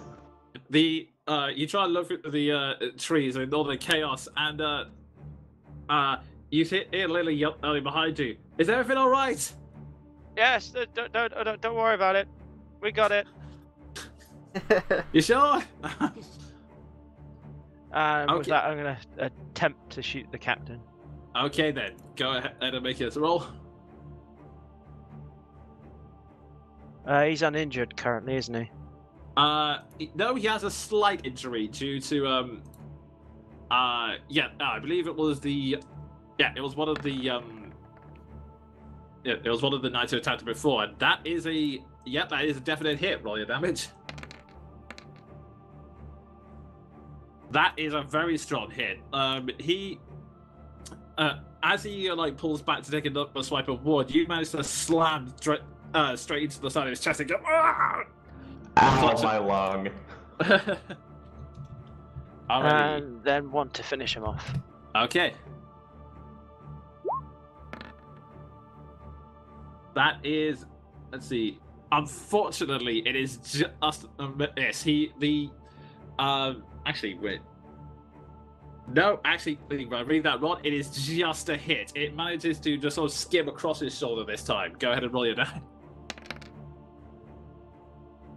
11. He's still standing, but the wound is smarted him a lot.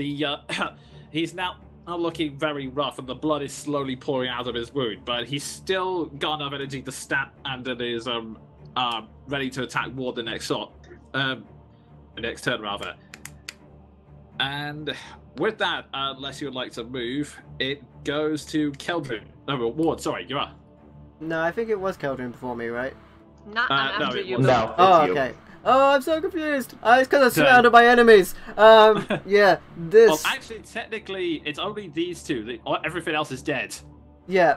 Okay, I'm gonna try and make everything dead. And the guy to my side, between myself and Maldrath, I'm gonna stare at the captain in the eyes, but just stab the other guy while I'm doing it. Okay, make your attack with advantage. Figuratively, I'm Ward's not. Figuratively, for style, not actually looking away from my combatant. I know. Ward's idea of diplomacy.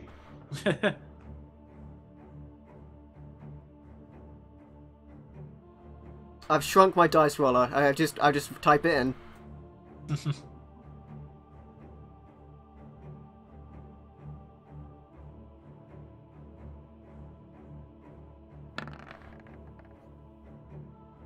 Okay, that is a definite hit. You stare over to this. You stare at him, point, and slam it to the guy on your side. Oh god, Go I'm ahead just, and roll the imagining, damage.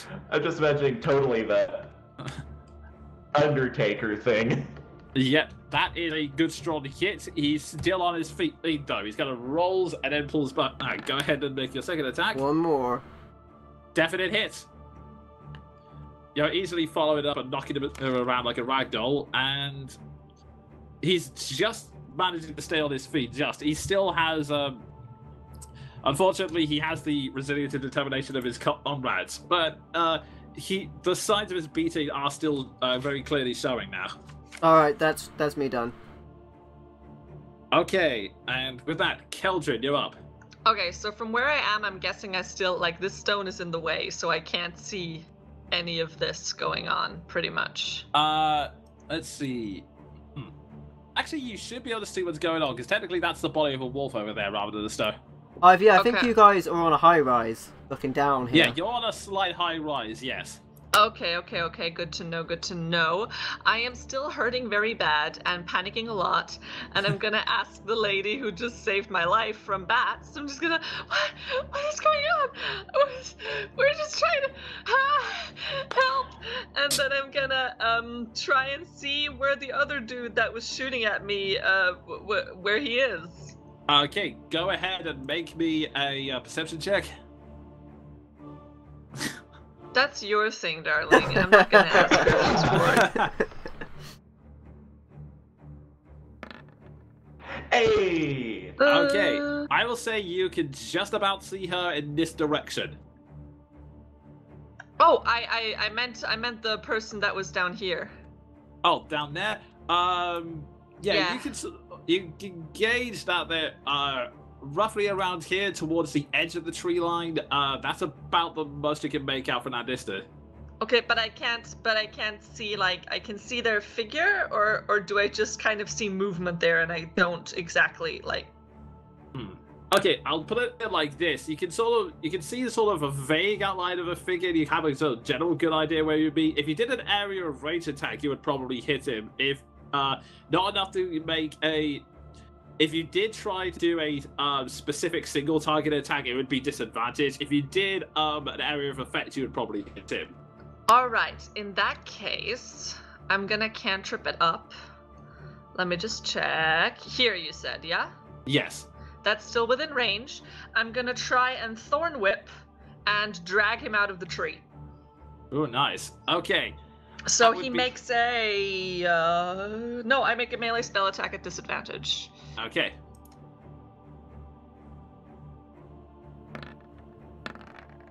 Alrighty, let me double check something.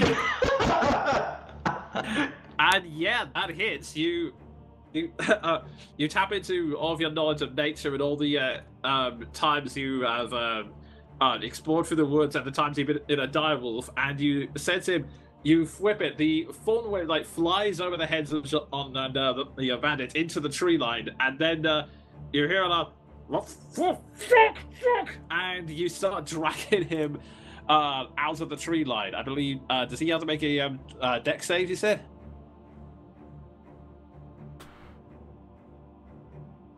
Can't hear you. Did he have to make a dex save or? I pressed the wrong button to push to talk. No, I make an attack roll. I succeeded, so he just gets pulled 10 feet closer to me and takes 1d6 damage. Okay then, in that case, roll the damage, and as he's pulled 10 feet, as he is, so I misspoke. As she gets pulled out of the tree line with a foot all the way around them, and she's it's almost like one of those scenes in a whole movie where she's like desperately grabbing on the ground, like, and you can see the clawed back as they're pulled her. And they take 2 piercing damage as the thorns slowly dig into her leg. 2 points. Also, wouldn't that be 2d6 because you're level 5? Oh my gosh, you're absolutely right. Okay. I was just so happy that I hit. The thorns dig even deeper. Yeah, Another 3 damage. And then with my move action, I would like to just kind of go somewhere where I have full cover from all these dudes. Can I, like, if I move behind this rock, is that possible? Because I am on low hit Get points. in the coffin. It would Fuck be you know. It would be cover from these two, not so much from the one out here. All right, I forgot there's one up there. Shit. Can I, like, hop over these rocks and, like, squeeze myself in this little crevice? To To make it, at least make it difficult.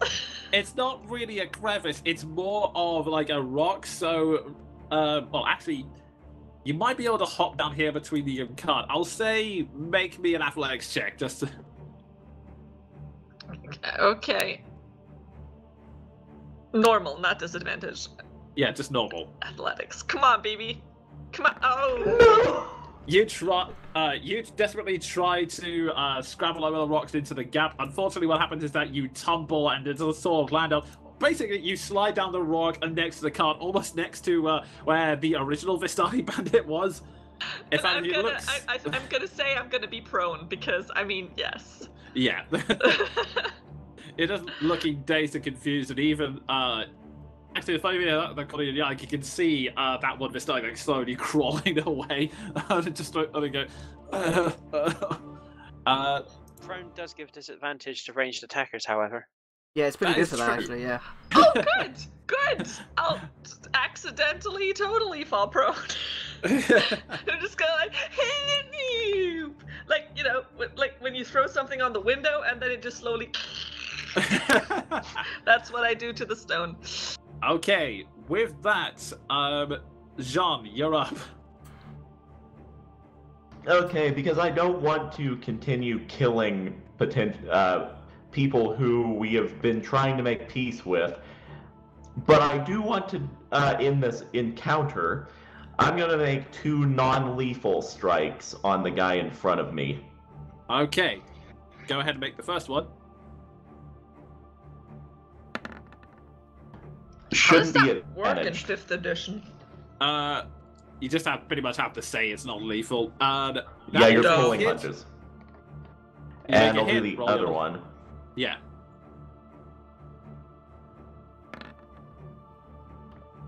And yep, that's in one strike. You sorry, the echoes throw me off. You smack him on the side of the head with the hills of the sword, and he just falls down like a sack of potatoes. Just goes.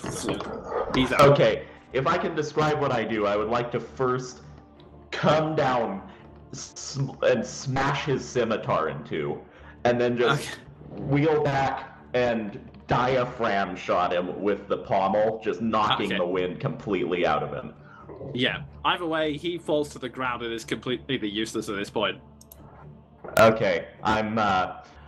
That's that done. I would like to just offer a nod of like, sorry, this is a colossal fuck up to to the lady beside that guy, and I'm gonna go rejoin the fray. Okay. Over here.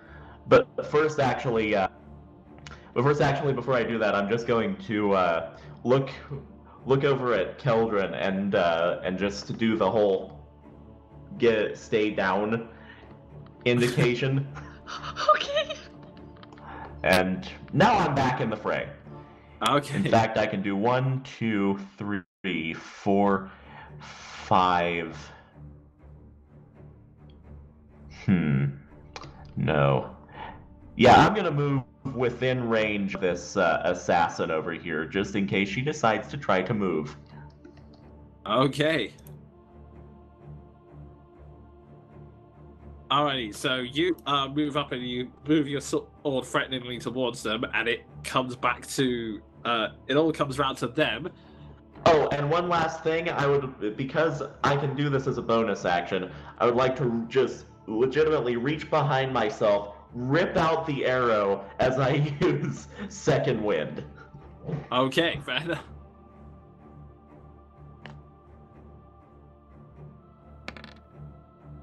For 14 points of... I just healed everything I lost! Nice. Must be nice. You pull it out. You suck in the. You pull it out. You just suck at the damage, and you feel the adrenaline coming back as the battle is slowly starting to turn in your favor. And with that, it comes round to them. First off, the bandit, the Vistani bandit is just growls and does another swing of attacks towards you, Ward. So, first attack. Second. And third. So that's 2 misses and 1 last hit. Damn. Yep.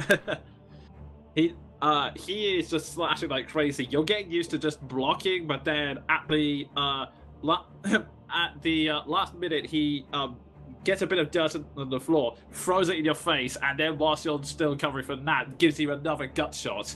That you take 9 points, so I'll round it down to 5 slashing. That's cool. I'm gonna Yeah, remember so that that's move. 5 slashing points of damage. Man, he gladiatored him. And meanwhile, the Revenant is Revenant? It's fine. 17's my lucky number. The Reverend, I should say. He does. He attacks. He continues his assault on you, Ward, with the first attack, which misses,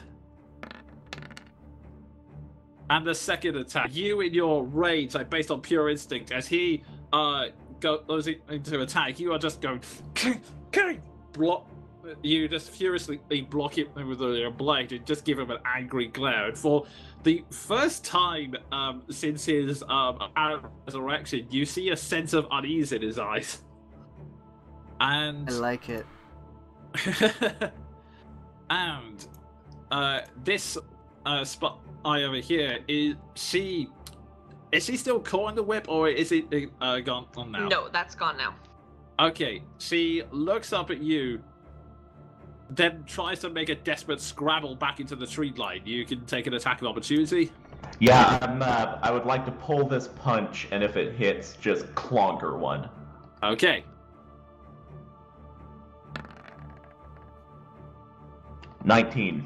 Okay, that is a definite hit. That as she swings you again, and you strike her hard on the back with the flat of your sword. Roll the damage. 9 points. It doesn't seem to be enough to stop her, though. She flinches, but still manages to scrabble to her feet, going back into the tree line. And as she heads in there, she's going to fire a crossbow bolt at you.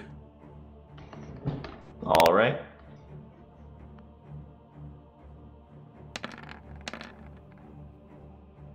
And apparently misses.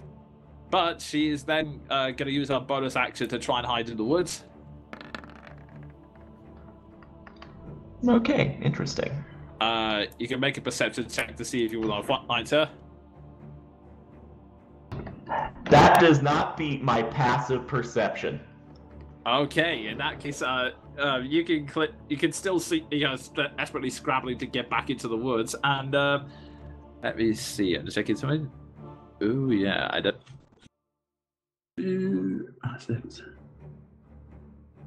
And also, it's lower than someone else's passive perception, as That's not a thing, though, is it? Yeah, right? it's your core, Jonan. If it should be a roll. Because my passive 16. Oh, Yeah. right. My passive is for. Well, okay, given the. I'll roll it because she's trying. Yes, that's probably the best way to go about it. It is. I have been doing it with everyone else. You're right. So. Oh my god! You're so It's surprised. Yeah, you're so surprised that the blow didn't knock her out that it sort of takes you a moment to I'm regulate your thinking, senses. And I'm she thinking uses that sheet on the top of your helmet. Suck my blood. It just goes down. And okay, that changes things because she doesn't notice either. So, the woman just as oh my god, oh, son of a bitch, and staring at the okay, she moves into. Let's see. Okay.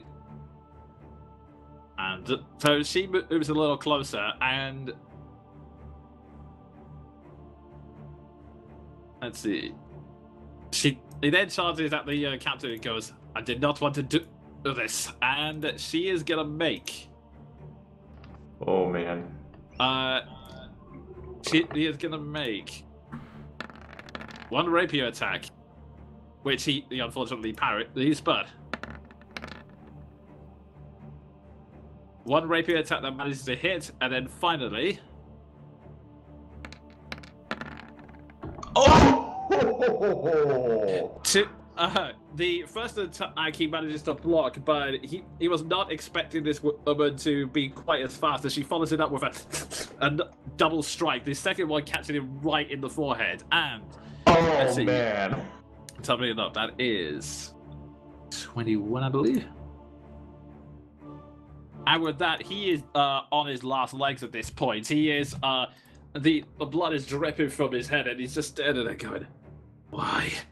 Why?" Brained him. I'd like to know that answer to that as well. So confused. Okay, and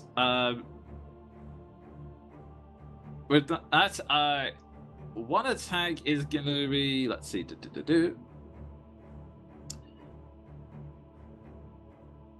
first.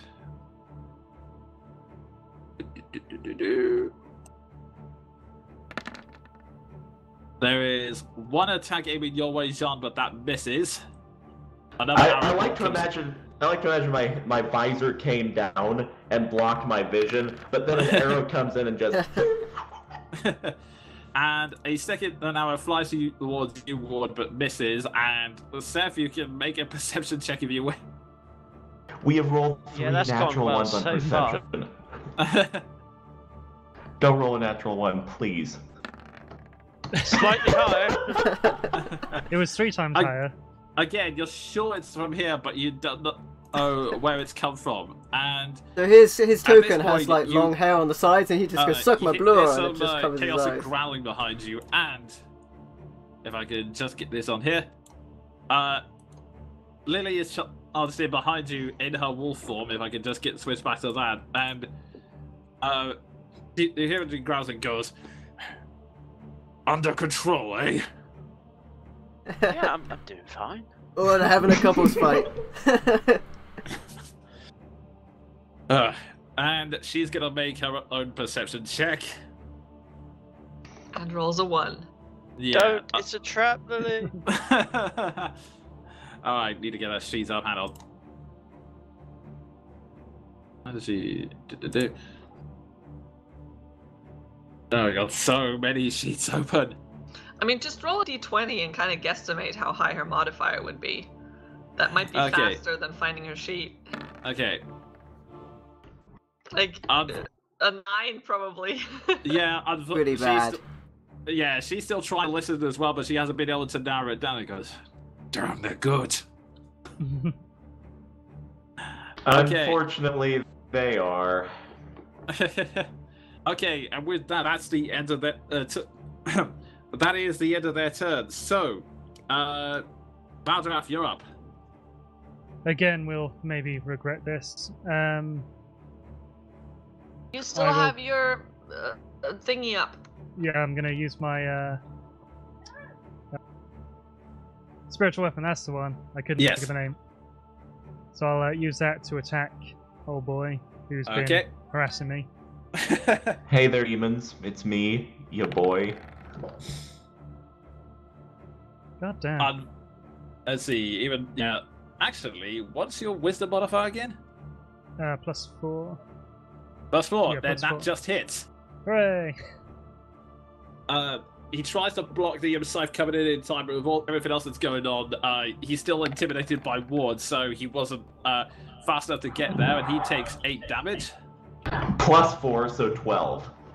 Yes. Okay, 12 damage then. And then it'll be time for Spirit Guardians again. Okay. You focus to redouble your efforts, fighting the pain, and you summon the aura back again. The spectral Valkyries now flying all around you once more. So this time, we're gonna have the only people or creatures allowed will be obviously members of our party, and that Esmeralda chick because she seems to be on our side. Okay. Everyone else can, get murdered by Valkyries. Okay. Ghost Riders appear as right of the Valkyrie sounds in the distance. So yeah. Well, no, Ghost Rider would be a rock remix of it, but anyway. Actually, no, I know what it is. It's Ghost Riders in the Sky by the Outlaws. Okay. And with that, because that's the main action, Seth, you're up. Right, I'm gonna move closer to the trees. And I'm gonna plant my face inside of them and see what I see. Okay, I will say, make the perception check with advantage this time. Oh. Before you see a beautiful sycamore tree. Oh, I'm more see- sick of this. Yeah. And then you see sick 'em. right there. 3 Mendes puns, guys. Hey. Leaf it out. Hey. I'm gonna Believe plant it. an arrow in her. Okay, make a tackle. I mean, only saps would be disappointed at these puns.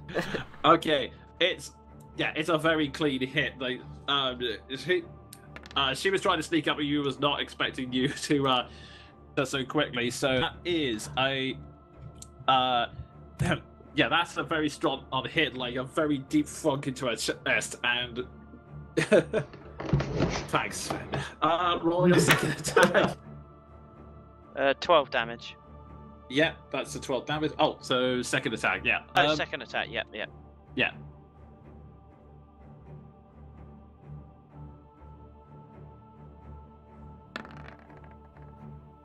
That is a definite hit.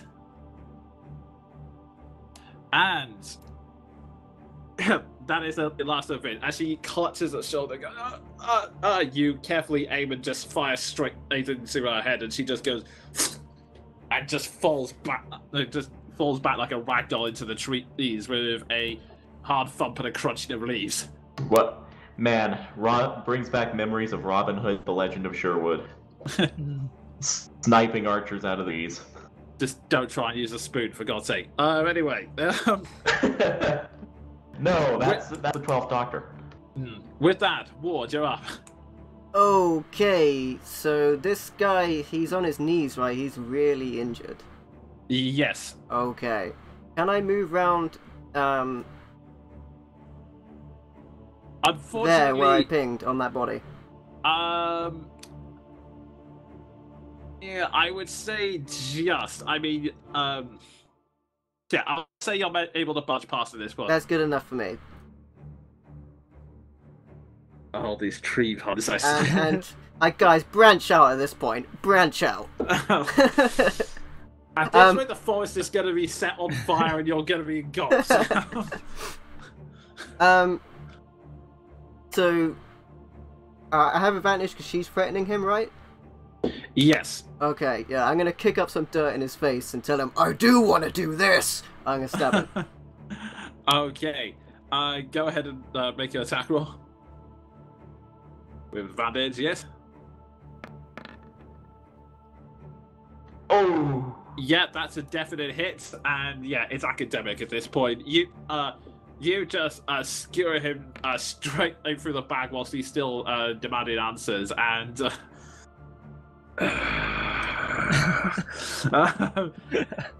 okay, he's gone, and just like me with all these tree puns, he is filled with excruciating pain and just collapses to the ground. And you get your energy back as that same rush flows through you, and you still have one more attack left. Yeah, that other dickbag. So, I'm gonna, since the other guy's been dropped, I'm gonna move back to my previous space and attack him. Okay.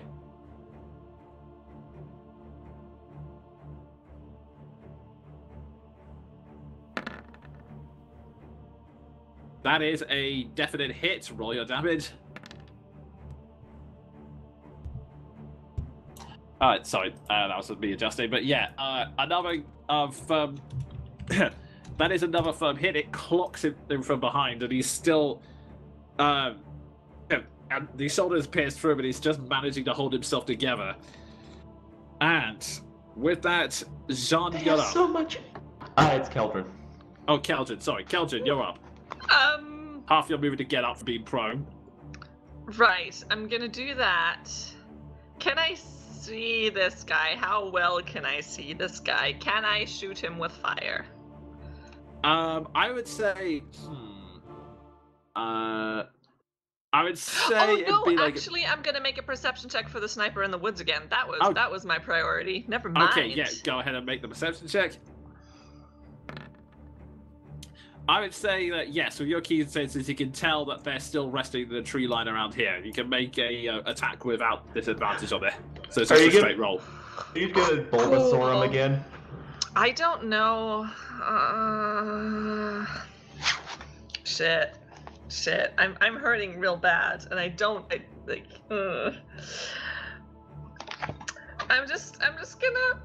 gonna throw a fireball at her again. I'm gonna produce flame, just a little cantrip, just like. Okay. You manage to scramble to your feet and throw the flame at her. Ooh. And that is barely. It's just a hit. Roll your damage. Whew. Yeah. You throw it into the trees towards the shadow. You can see her, and it's confirmed by a flash of flame and out. Ah! And then I'm gonna use the rest of my movement to just flop back on the floor.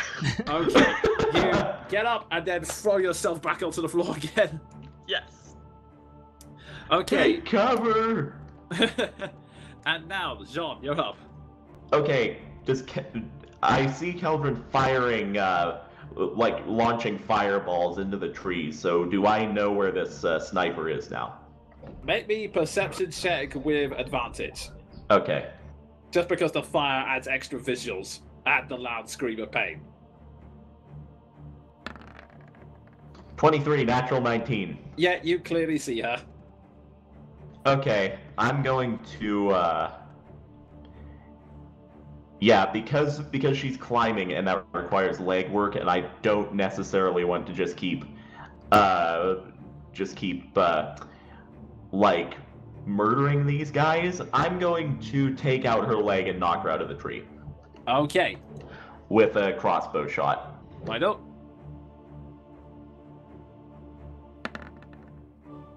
Nice.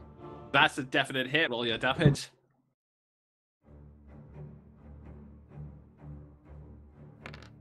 Seven. So that's not lethal. Yes.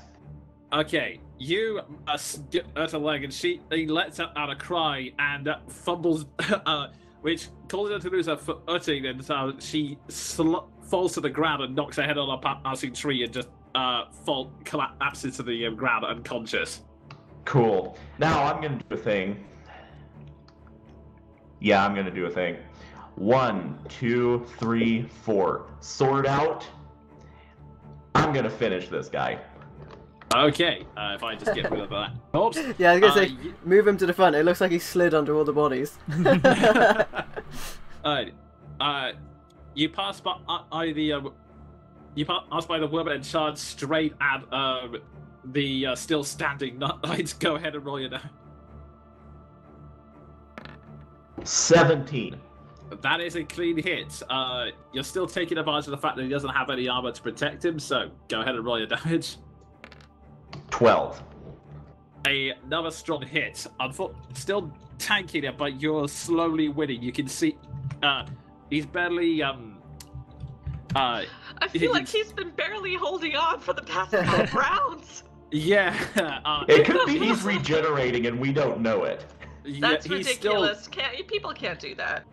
He's still taking a massive beating, and he's not really holding on at this point. Like, he's still got a lot of fighting energy, but the wound is slowly starting to pile up. And you can tell that a couple more strong hits like that, and it'll be the end of him. But for now, it's his turn, and time for Spirit Guardians to do its work. Good point. He will make the he'll make the wisdom save. Everyone else, you roll the necrotic damage in the meantime. And that's a fail either way.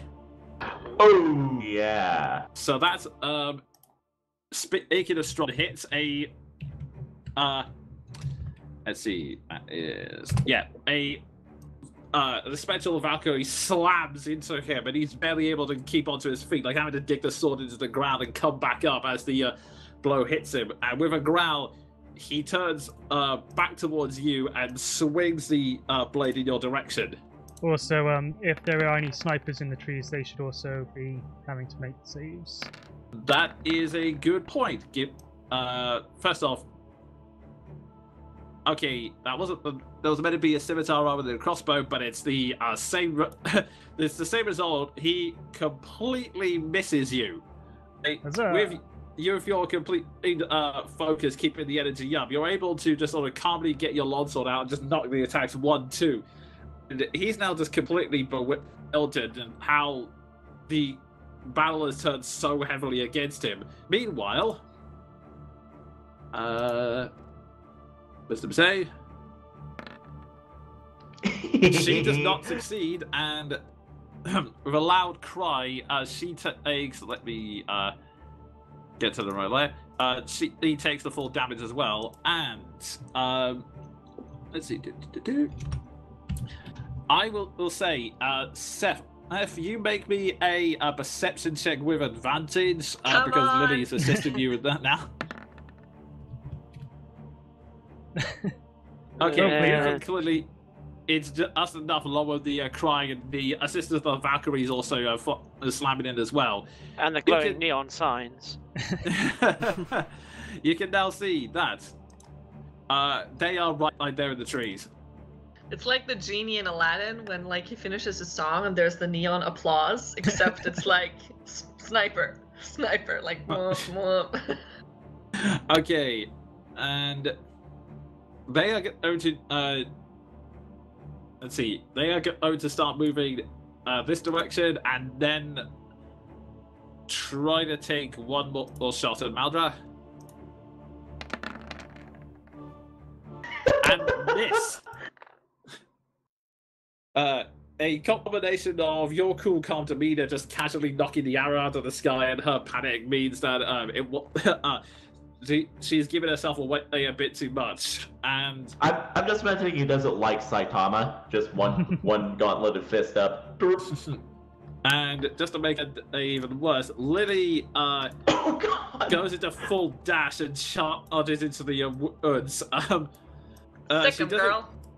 She doesn't get a chance to attack, but you can hear from the distance, most of the tree line, the bandits suddenly yells, "Oh God!" And you can hear us. Not quite. Chasing the postman.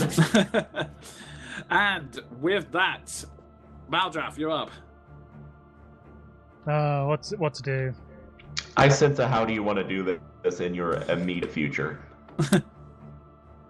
I'll use my bonus action for the old spiritual weapon, see what I can do.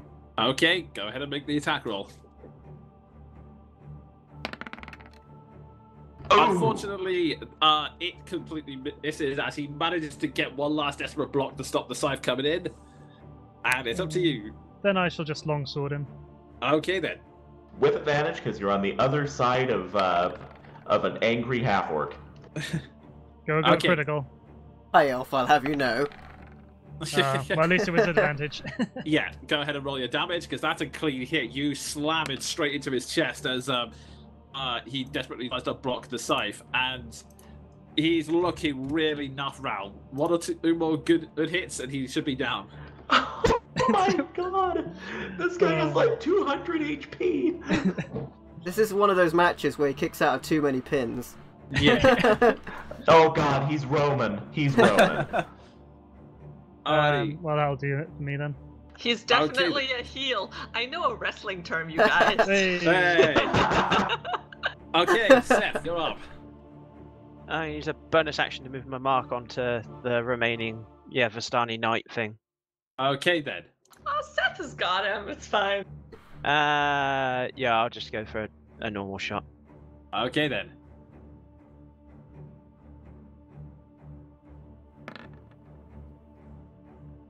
Alrighty, that is definitely a hit. Roll your damage.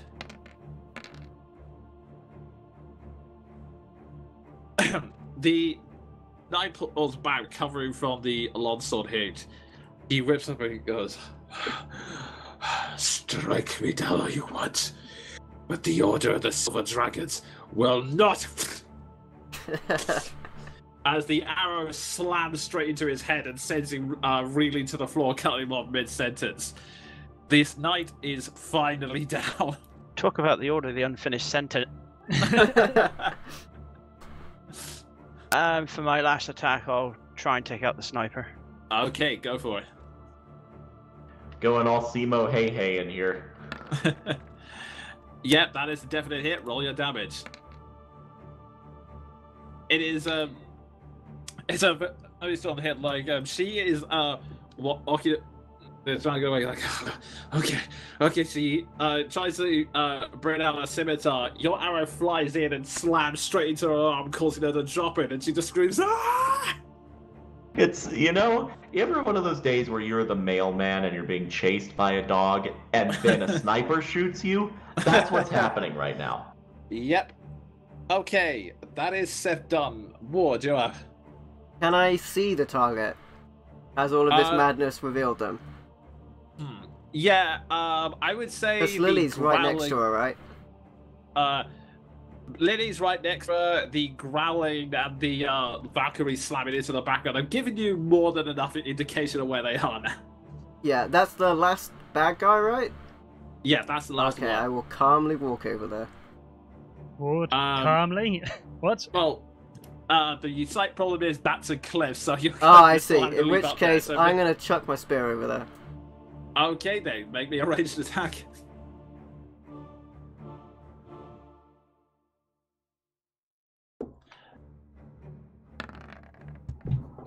That is a definite hit as you follow to where the sound of the screaming has come from and chuck the spear in that direction. Roll your damage. Mamma mia. There she goes again. Okay. And Lily is growling at it's Vistani, who's like clutching her arm and goes, I am going to take you down, you little. This spear slams straight through her back and collapses straight. Well, they really can't finish a sentence, but yeah. And that is it. Would you say the spear broke her back?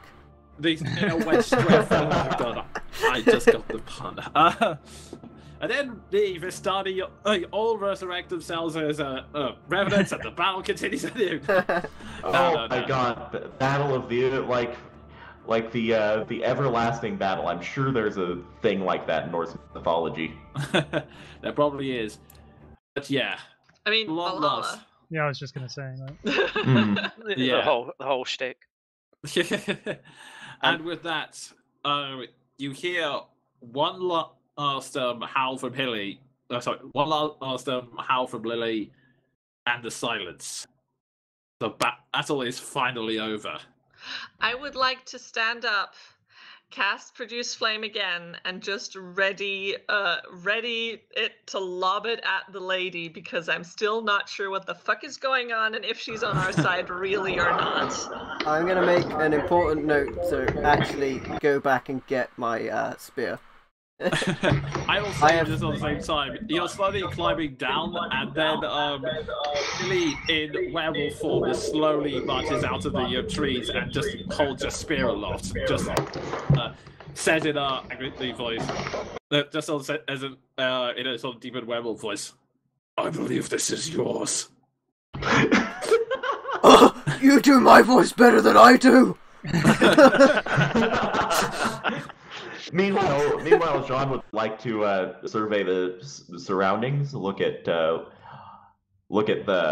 results of their battle, and just say, "Sacre fucking blue." I'm gonna move like this way, pick up the lance I just yeeted to one side while I was getting to Keldrin, and just as I'm going over to her, say to the lady. That did not go as planned. So sorry about all of this, and thank you for your help. She sighs. No, I apologize for my people. I'm just still flame handing. I would just like to interject here. I mean, great job, everybody. That was fantastic. But given these fellows' propensity to sit back up after we kill them, can we just maybe stack them up and burn them? Loot them at the same time, perhaps? do that rather quickly so they don't stand up again, because I hate undead. Are they going to stand up again? Well, let's not take that chance. Miss Esmeralda? The designer said, yes, that is definitely the best course of action. If the Revenant souls are still around here, then they'll take any corpse they can find. It's time for a good old-fashioned corpse burning. While everyone else is piling on, I would like to just approach Keldrin, looking like a bloody, battered mess, and say, "Are you okay? All in one piece." I have a feeling like we just did Strahd a favor. You never know in this place. At least we're still alive. At this point, Esmeralda turns around and goes, "Don't worry. If these, from what I can gather, these knights are stubborn. They will be back one way or the other." Wait a minute. Why are we listening to you? Aren't you Vistani, and Vistani just try and killed us?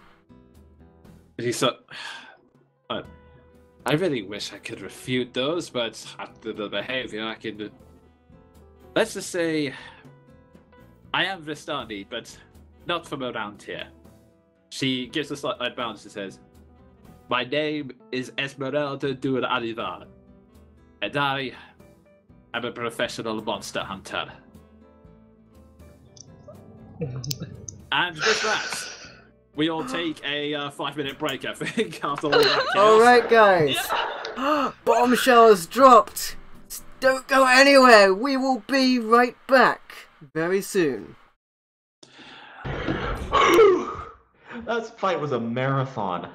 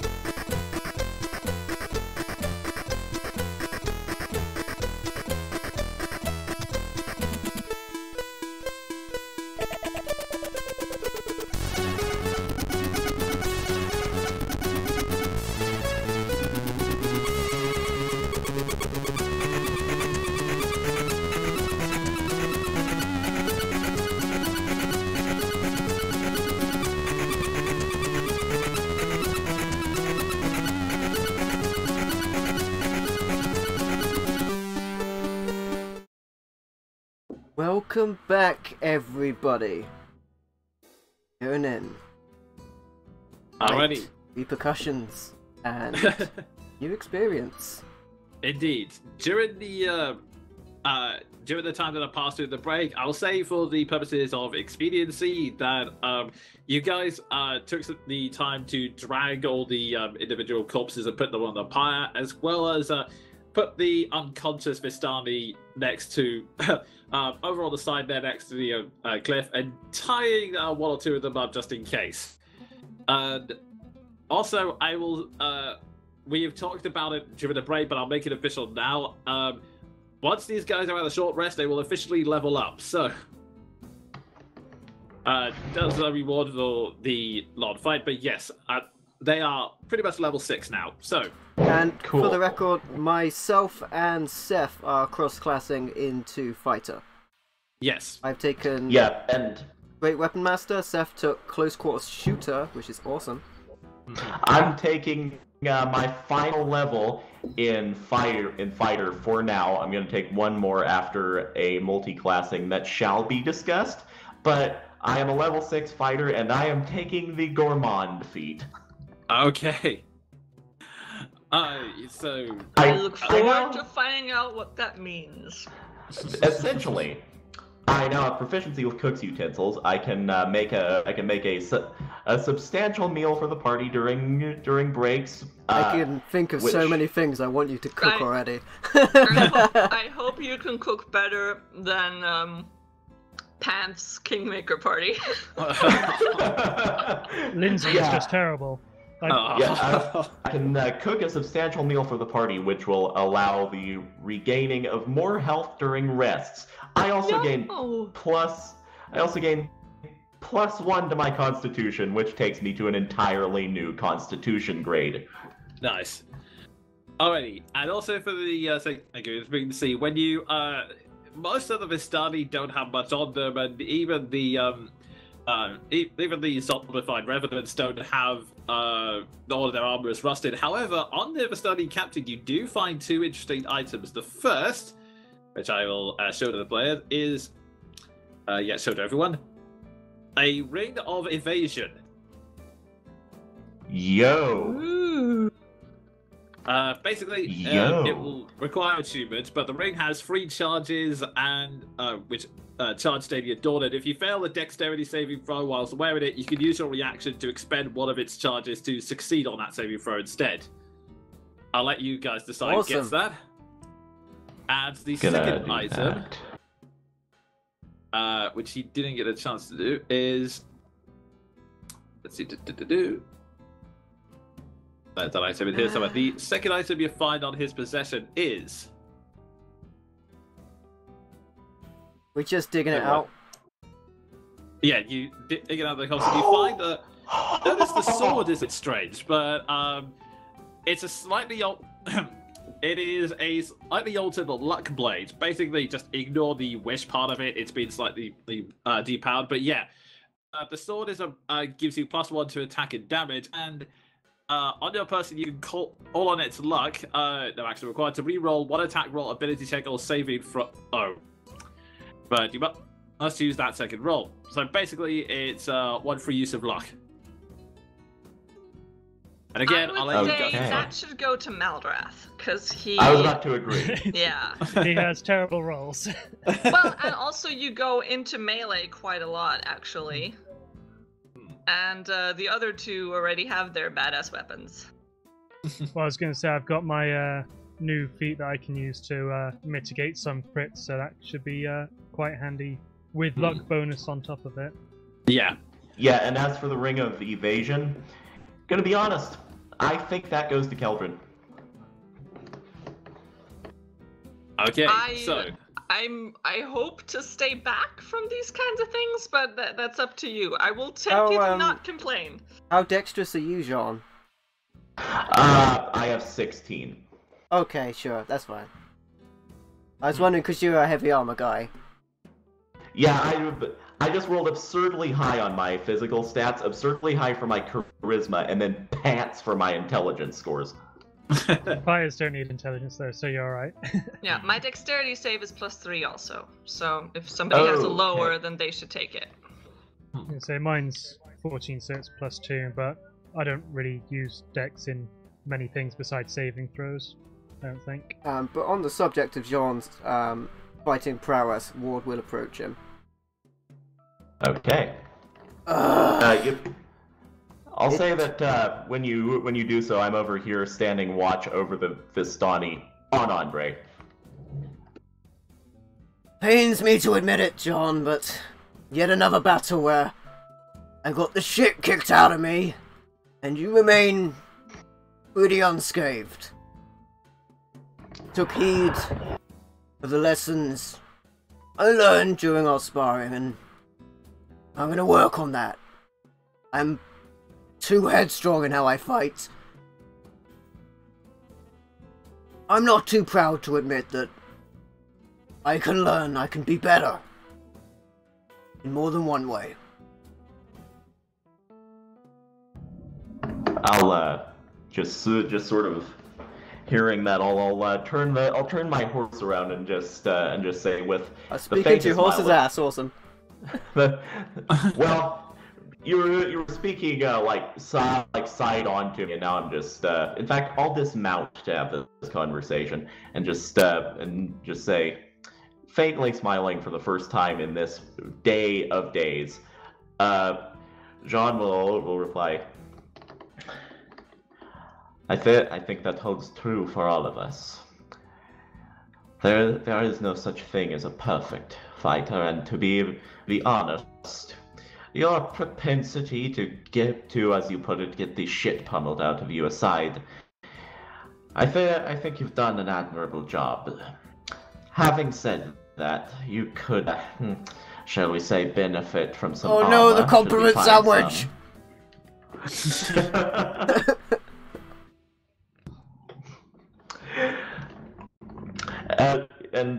With that, Jean is gonna return to the fire and put to use the meager supplies we have to create a healing meal out of trail rations. Okay. Okay, y'all. Seriously though, who's got the lowest dexterity save? I think it's actually Maldrath. Probably. Okay, Sounds babe. about You right. want the ring? You want a cool ring? You are a cleric. We don't want you going down. Excellent. Take the ring. If the wolf hasn't been put onto the flame, I'm gonna toast a little bit of wolf on the flame. Aren't there some bats in the woods you could have as well? There is as well. I want to see if John can make something out of this. Bat on a stick. Yeah. Some you fried got bat them as wings. well. I will say you managed to get the a bit of wolf and bat and combined with some of the rations, construct a questionable meat stew, which, given its origins, tastes actually edible. So we take a short rest? That's the Also- plan, I think. Yes, please. I need my hit dice. Meanwhile, Esmeralda looks at all of you and goes, good to see that you are some profession, and good to see there are some professionals among you. We're eating I your see you've wolf. dealt with this stuff before.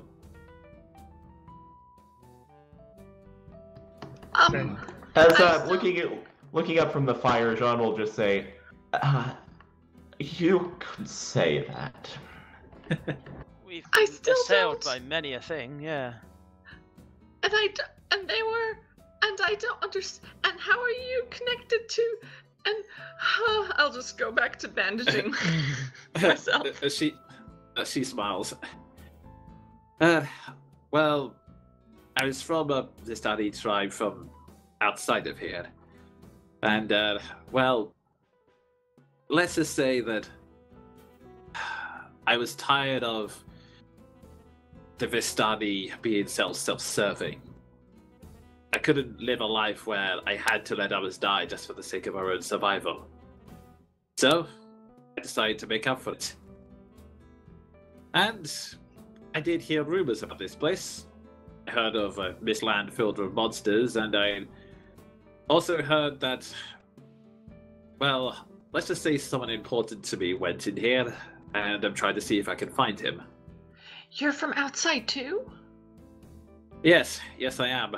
I've been traveling all over. You can't get back out though. Did you try the Vistani potions?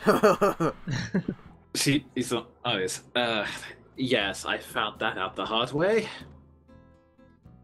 Yeah, we really should have taken them off them.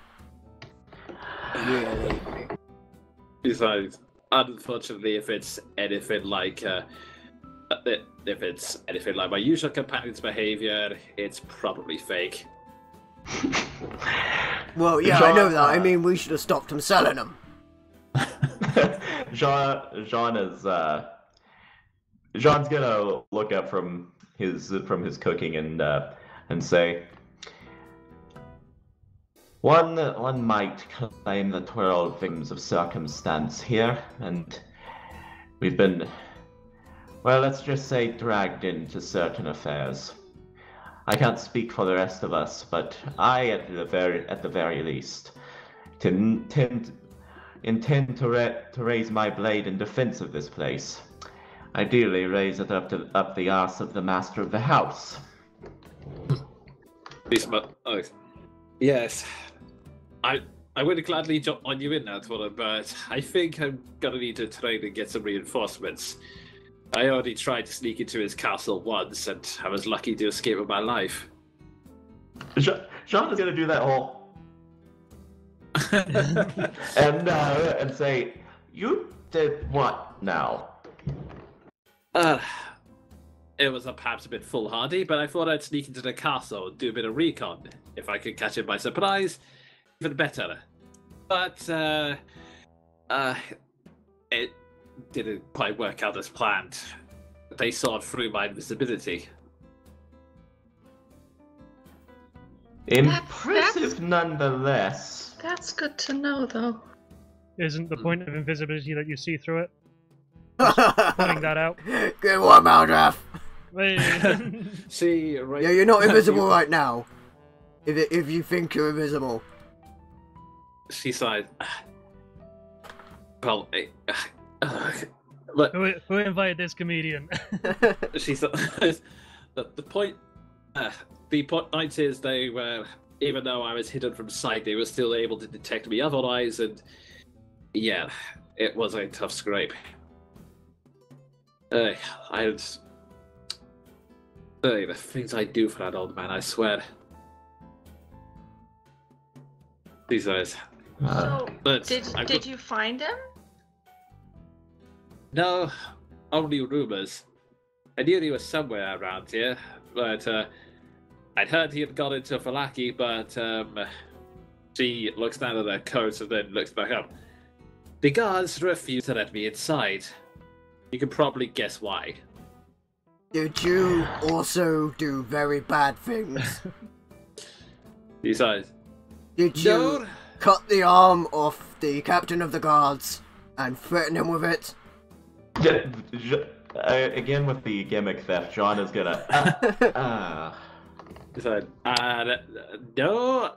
They assumed they saw that I was Vistani and assumed I was a. I'm sorry. What did you do again? John is gonna immediately interject and say, "Let's just say there was a misunderstanding involving someone we were meant to protect. Certain among our number, not like trying to draw attention away from himself. He clears his throat like that, and continues. Certain among us tend to leap headfirst into conflict. Well, And if it there helps, may or may not have been several hundred golds worth of property damage as well, but if that's it neither here helps, nor there. I wanted to kill him and we didn't, so there's a silver lining. She sighs. It's not with the werewolf woman over there, is it? Surprisingly, no. Lily flinches and backs away a bit and goes, "Girl, it's very easy to put together. I mean, you did do the whole howling and everything." Do the whole howling and everything. I'll add to that and say, admittedly, there was another. Well, shall we say, intermission earlier today, in fact. So, which suffice it to say, earned further ire from the gods. Even though I, for one, believe that on the whole we did the city of Vallaki, and for that matter, the Vistani people a great favor. She sighs. The people of this town, this land, they're all petrified and paranoid, and most of them I see have given up hope. So, I guess in terms of allies, well, at first it was just my mentor, but I suppose you people could be prove yourself to be useful allies yourselves. If maybe not quite so blunt, but that's what we're here for anymore. We're stuck here, so we might as well be allies of the land. Yeah, and I thought these guys would die really early on, and they're still alive, so they're doing pretty well. Especially Keldrin. I thought Keldrin would die really early on. She's just gonna mutter under his breath. I mean, I did too, but. I'm with that. I'm going to serve everyone their awful wildlife game stew, and and just plant myself at a spot near close to the fire near Keldrin and Ward, because I mean, party bros. Well, wait a minute, what are we doing with these two? Jean's going to look up at Esmeralda and say, I thought perhaps you might be able to handle that matter. They are in fact your people, and last we were there is a camp parked in the vicinity of Vallaki. But also, I really want to find out if the whole mission that Strahd sent. I really hope we didn't help Strahd with doing this. It's nice. You might get more useful information out of them. Plus, well, if these guys had their wits about them,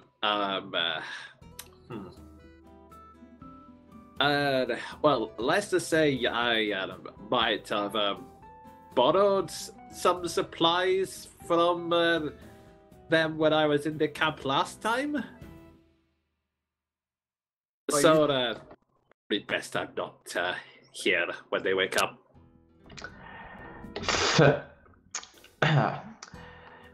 All things considered, I could ask 1,000 questions, but if there's one thing I've learned from being in this place, it's not to ask 1,000 questions.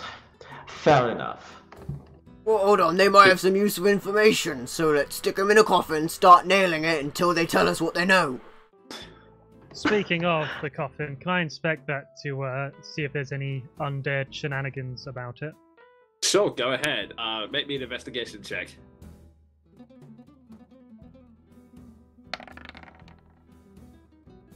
Would I be able to use my religion to maybe... I was going to say that you don't really find any kind of indication of undead. There seems to be some strange dark marks on the ground, and there is a kind of stink, but you're not 100% sure what it is. I'll give it a look over as well. Yeah, sure.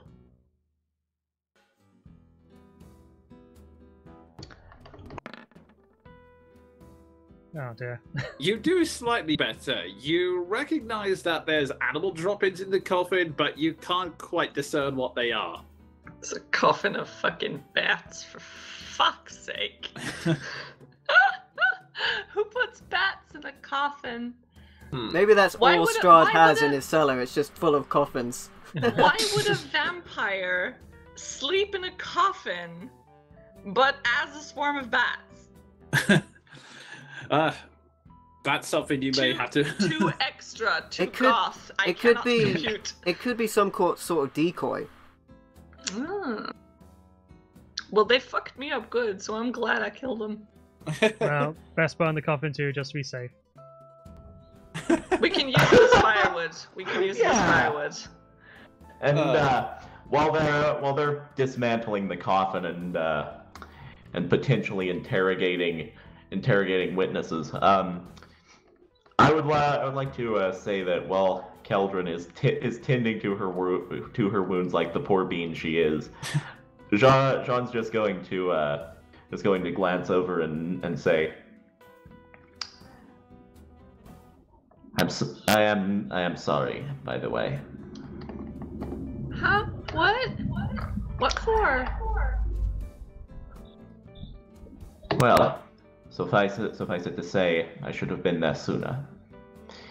That was a close scrape you had.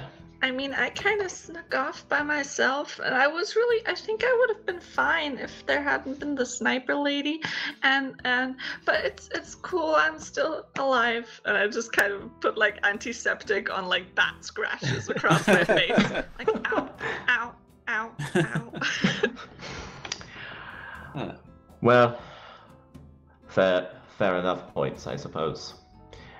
In future, Thanks though. for coming. It's the least I could do.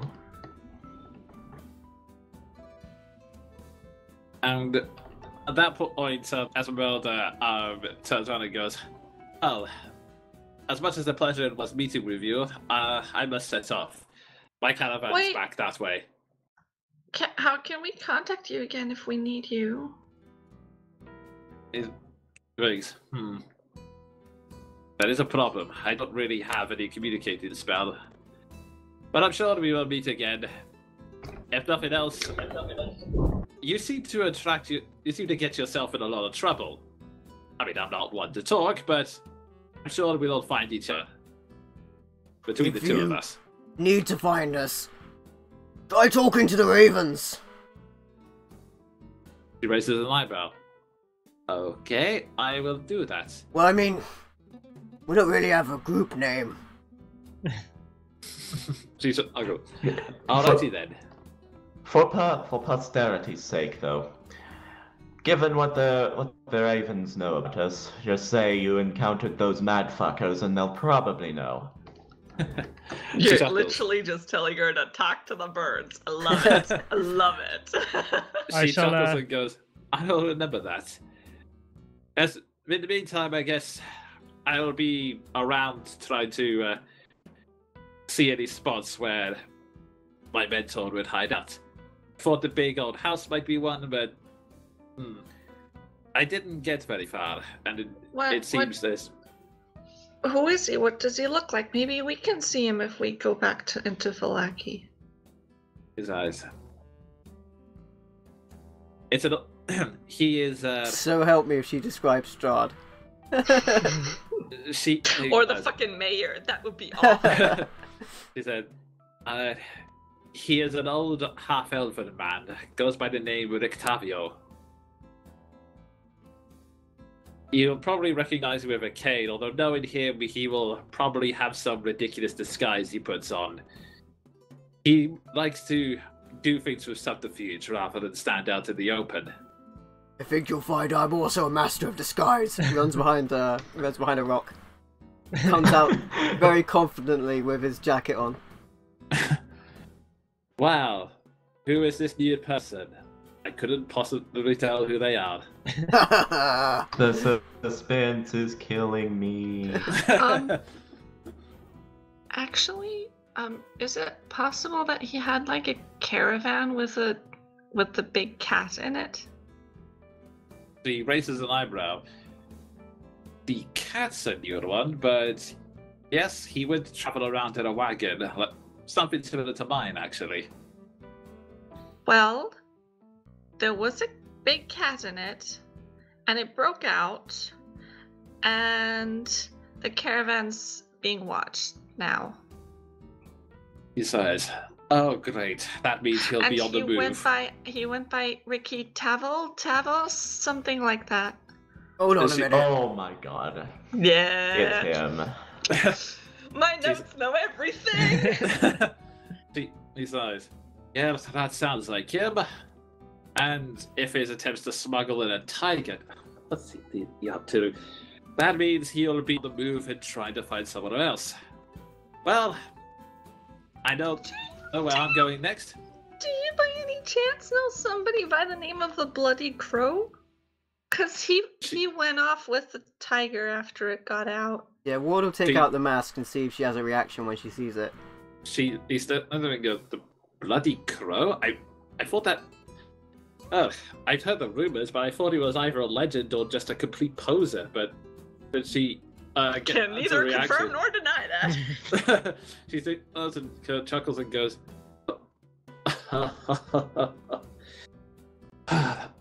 Of course he would do that. Well... I don't see the point in any of this. What did he do? Why? I don't understand. She sighed. Honestly, the old man is kind of hard to read sometimes. But it's the kind of insanity he would do. All the more reason for me to get a move on. She then starts walking down the road. But just before she leaves, she turns around and says, "Oh, by the way, on my return trip, I have something for you and the werewolf girl. Ta-da!" And through that, she walks and disappears from sight. Interesting. I'm so confused. That's the sum of this whole story. While we're just sort of sitting and resting, I would actually like to take a second look at the Handbook of Strahd. Okay. Just inhaling the information about our enemy. Righto. It's the same information as before. There's sadly not any more due to the scrabbled pages. But yeah, you get the full details of his backstory again, and also reconfirming with the final chapters where he says, Sernegay's sword, that is something I fear. I'm just gonna take all that in, pausing especially on the parts Strahd Handbook 5e. Pausing especially on the parts to do with his brother, and then at the end of it, just set the book aside and say, quite the sort of man it would take to kill his own family. If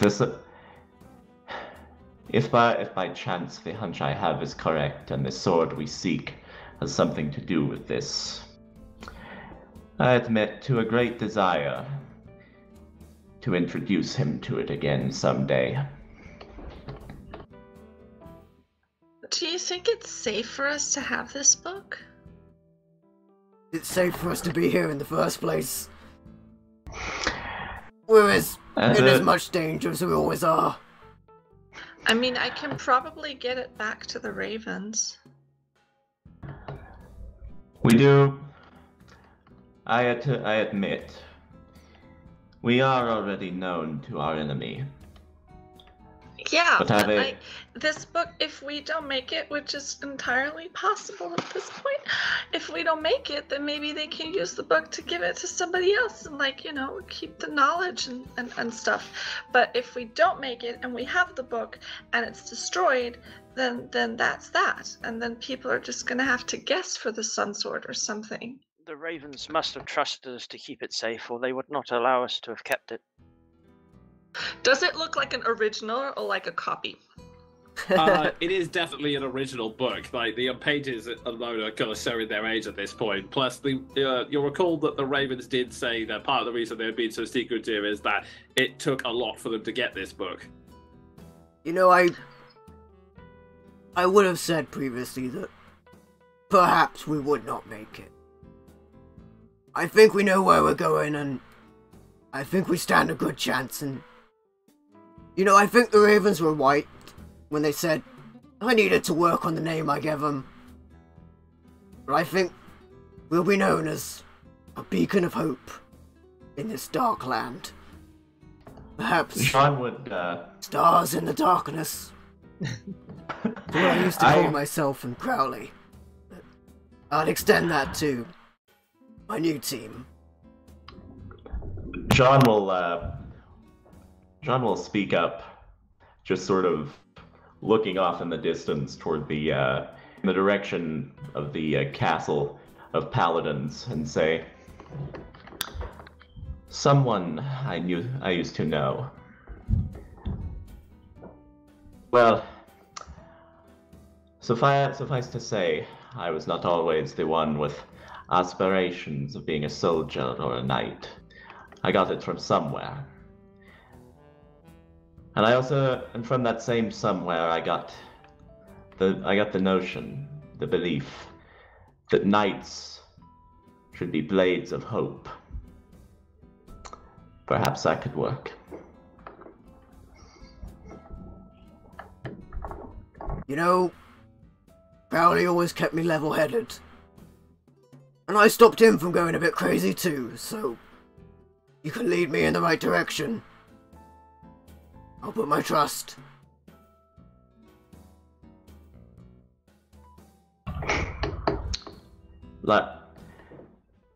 Likewise. Just looking at the book. Who did I take it from? Is Kelvin the keeper of the book? At the moment, yes. Oh, great! Yay! Noting her unease with it, I'll hand it over to the most arguably stable of the group, so Malra, and say, likewise, Ward. And for right now, I suppose we should do all we can to effect being those blades of hope for Borogravia and the people here. Borogravia is Terry Pratchett. We're in Barovia. Barovia. Oh God! I love you for that reference. I love you for it, but. I reference Monstrous Regiment too. I'm such a nerd. That sentence, except Barovia. And with that and the rest done, I would like to mount up on Andre and just sort of take the head of the party as we carry on. Okay, I'm gonna roll some hit dice, you guys. I didn't want to interrupt the roleplay with dice rolling, but I'm gonna do that now. Okay, and whilst you do that, as you're about to set off, you. Fuck! It's been even in a short rest, it's been difficult. And whilst all just as you're about to head off, you hear one of the Vistani groan and go, "Oh, what the fuck is going?" Oh yeah, we wanted to interrogate them. Yeah, we wanted to know what they know for sure. Oh, fuck. And he says, because the first thing he sees when he wakes up is Ward standing over him, and he's just staring at him and going, "Oh, fuck." Maldroth will also make his way over. I'm just sitting astride my horse, looking down at them like, "Yeah, that was the thing you did." So, why shouldn't we kill you? Because I can think of a lot of ways to do it. Also, why were you here and we're fighting? And what were those things? And what? I'm just gonna keep bandaging. He's like, "Hey, I don't know what the fucking ghosts were. I mean, I know they meant to have haunted the place, but what even meant? We weren't even gonna stay there very long. They were all like, you invaded our spot when we were only gonna drop off the coffin there and leave. So, well, wait a minute. You guys were in the coffin? trees. You didn't set an ambush or. he looks very shifty at that moment. I am going to insight check for this entire conversation. Okay. Let me just double check because I have a feat that does cool things. But I'm not sure if I get double proficiency bonus to checks I make with my insight skill. Nice. That does things. I'm not sure I added that yet. So add another 3 to this, whatever I roll. Okay. 25. Yeah. So you can tell already that he's at the moment he's caught up. He's trying to he's terrified, but he doesn't want to give the information away. He's already thinking, "Oh crap! I said too much already." Can I take that blade that came off the leader guy, just plant it in the ground in front of him, and say, "Your whole life depends on whether we believe you're telling the truth." What if I don't say anything? Is that Ward's gonna just do okay, like a it's Terry not- Tate bounce on the spot. Is that, okay, I see. Just all right. Yes, we got orders from Strahd that he wanted your party dead, so we look and we got some info that you were heading towards the mansion, so we decided to go on ahead and set up an ambush. We were also hoping to maybe land a coffin there so that if you managed to get past us, the bats would cause you some problems, but... Well, the ghost showed up and you kind of figured out the rest.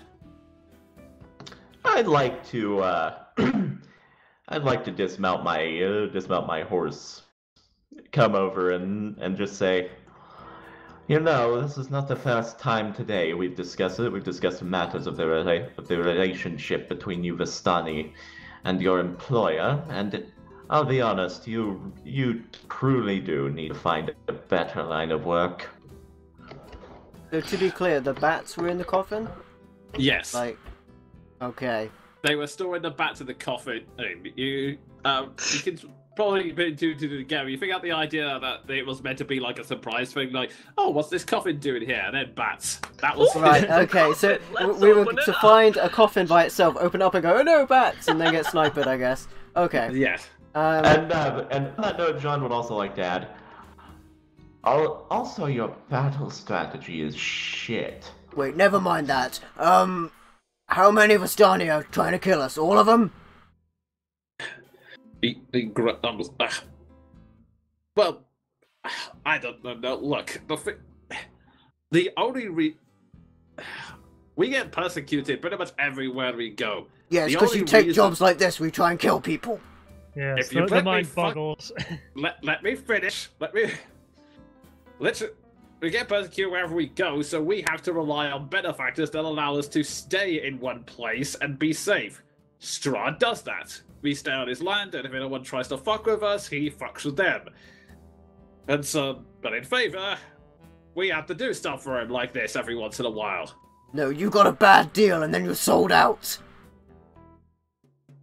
I don't So know. I don't If see we how let we've had a you bad go- deal. You're just going to report to the rest of them and continue to hound us. Babe. So I kind of want to kill him. I don't know how the rest of you guys feel. No. I hate to say it, but I do believe that is our safest option. Jean is going to I mean, he's I can gonna- keep silent for a price. Oh, you'll be silent, all right. I mean, Jean is honestly, going to, guys, I don't think it makes any difference because Strahd kind of knows where we are anyway. So, Yes, if those exactly. two- Listen to the girl. Listen to the girl. do you, Jean is Actually, you wait. His hands are tied up. So yeah, listen to the girl over there. Listen to her, please. She's sort of making the point that we should kill you. At least that's what I'm getting from that. I mean, it wouldn't matter either way because either he tells the others where we That are, or doesn't Strahd sound like a tells no the to others me. where we are. Jean is going to take control of this situation by stepping behind them and saying, you know, merely on the grounds that you tried to kill us, we could do the same. We could do the same for you. However, Keldrin is We've gonna had- go away so that she can't see whatever unfolds. She's gonna go to the cart horse. he's going to continue and say, however, we've helped your people once today, and the entire land of Barovia is already trying to kill us. So, I'm going to sever the binds around their legs and say, start running. Even before you said that he legs it, the other woman who's at the moment the woman's just woken up and what? Oh fuck, and runs on the whole time. So help me, if I see you again, I will sever you into several pieces, and then mix them up and put them in a stew and eat them. He's eaten people before he'll do it. As they run past me, I'm just gonna go, bye, stay safe. You hit one of them yell back. You hear on distance like, "God, you!"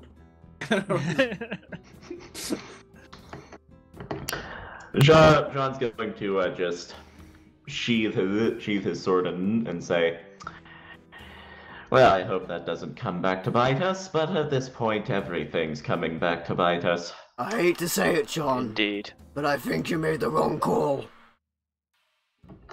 Wouldn't be the first time in my life. Fuck today. Shall we keep moving? I'm kind of proud of myself for not killing him regardless. I just nod at that and sort of say, "You be proud. We may end up in less trouble because of it." Well, maybe they'll tell their friends just not to bother. It's not worth the effort. It's not worth it, mate. Don't do it. Shall I retrieve think that their sword? choice is us as Strahd, so they're probably going to go for us. When we see him again, we'll put him down. I can get behind that. I would like to retrieve my lance, just sort of gear up on my horse to keep going. Alrighty. And with that, you all pack your things together, turn back to the cart horse, and you continue on your merry way down the path. As you do so, continuing to... Hang on, if I just move this, and then... You continue to move down the pathway, making pretty good speed that you have the horse in your cart. There's nothing on your way. But as you come down the road, you pass by Esmeralda, who is riding in her own wagon, heading the other way, which is not quite as colourful as Rick Tavio's was, but still pretty flashy for what it is. She takes a moment to pause right next to you, and goes, good timing, good timing. One last thing. She lobs a scroll your way. You can, and which one you managed to, between you managed to catch, and you unfold slightly. Anyone who wants to can make me an Arcana check. I mean, I can try. Anyone trained in arcane magic at all in this party? Yes. Oh Yes, my there is god, that no one. it is. Holy crap, no one in this Nope. party is arcane. No. Okay. So yeah. What is this? Okay. What is it? In fact, actually, okay, Keltrin has no idea, but actually, Maldrath, I'll say you have advantage on this for reasons. Ooh, For reasons. Come on, come on, come on. Hey! Yeah. You scroll it and you realize it's an ability that you haven't been able to fully teach yourself yet, but you're slowly getting the grasp, and you realize it's a remove curse scroll. You look at it and you go, Solved. you go, The curse of Strahd will be removed. Game complete. See, he goes, yeah, what? I don't know the reasons you're traveling together, but let's just say, I think your friend with the, I think your wolf girl over there could use it. Take care, y'all. If wait. it helps, you have my thanks. Wait, what? What See is that? it? What did it do, Maldrath? I mean, does it work that way? I mean, I thought. Just looks It's like some greater- fancy symbols to me. The I scroll believe it would be a No. scroll of greater restoration. No, it's actually a remove curse scroll because I'll say Ward, once Maldrath tells you this, you vaguely remember. You have actually read somewhere that remove curse scrolls can actually get rid of lycanthropy. Well, wait a minute. I'm going back in my long-term memory.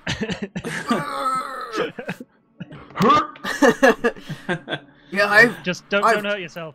I've heard that, this sort of thing can cure lycanthropy. I just There's kind even of a slight stare. chance. There's more than worth taking it. I'm just staring at the scroll and at Lily and at the scroll and at Lily and just like. Lily, If that's what you want, Lily.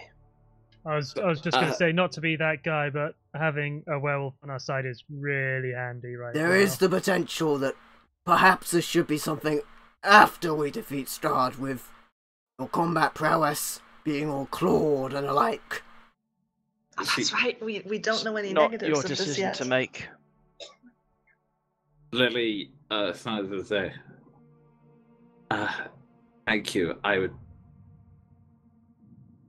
At least I will hold on to it. It will give us a chance later. But once she looks up at you, she looks up at you, Ward, sorry, and then goes, as you said, there are some people I want to get my claws into first. At this point, Esmeralda's eyes and goes, if that's what you want, love, just stay sane, alright? But keep it anyway. Ciao. Yeah, Esmeralda, do you have like another one of those? Just wondering. He's like, one, but I have to save some for myself. Okay. I've had a bit of a close encounter once before. Farewell. Can I insight that? There definitely seems to be more going on with that. Okay, Yeah. you can make it inside if you want, but keep in mind she is leaving. Well, it was more on the what she said and how she said it. And... Okay. It's a sort of very coded way for I was bitten by a werewolf once and it was nasty. I mean, she is a monster hunter, so that would make sense. Yeah. It was more the fact of I was trying to work out if she had it because she needed to keep using them, or if it was just, a one and done sort of thing, and she kept it. In that case, it's more that it's more in the sense of I want to hold on to it just in case. Like, it's not a pressing issue. Is that? Okay. Well, yeah, it makes sense if she's a monster hunter to have one, but yeah, it was just like, if it was something like I need to do this every 6 months or else, it comes back. And with that, you two part ways, and you continue to march down the road. And eventually, as you turn the corner, and I could get certain things away. Eventually, as you turn on the corner, the trees start to part way, and you can see more and more of the building. And God, this shuttle is so cluttered and disorganized. I've never related to you more strongly in my life. Okay. There we are. Okay. As you approach, high above the river valley, juts a quiet promontory, upon which looms a sepulchral mansion. Its turrets caked with fairy tale cones. Its towers lined with sculpted battlements. A third of the structure is collapsed, as is part of the roof, but the rest appears intact. A dark octagonal tower rises above the surrounding architecture. Out of the fog comes a distant peal of thunder, quickly accompanied by the howling of wolves in the woods far away. But the house stands silent, seeming like the fossilized remains of some long-dead thing smot upon the mountainside. This is your destination. The home of the Order of the Silver Dragon. The old house, known as Argenvossholtz. And that is where we're going to end tonight's session. Oh boy! So, hoping that is not our final destination. Thanks everybody, it's been a great game. Thank you, Jonan, for being an amazing DM. Nico, Odin, Ben the Crusader, and Maldrath. I've been MVL. Thank you for watching, and we will catch you next time on The Curse of Strahd. Bye bye. Don't go barking up the wrong tree. Hey.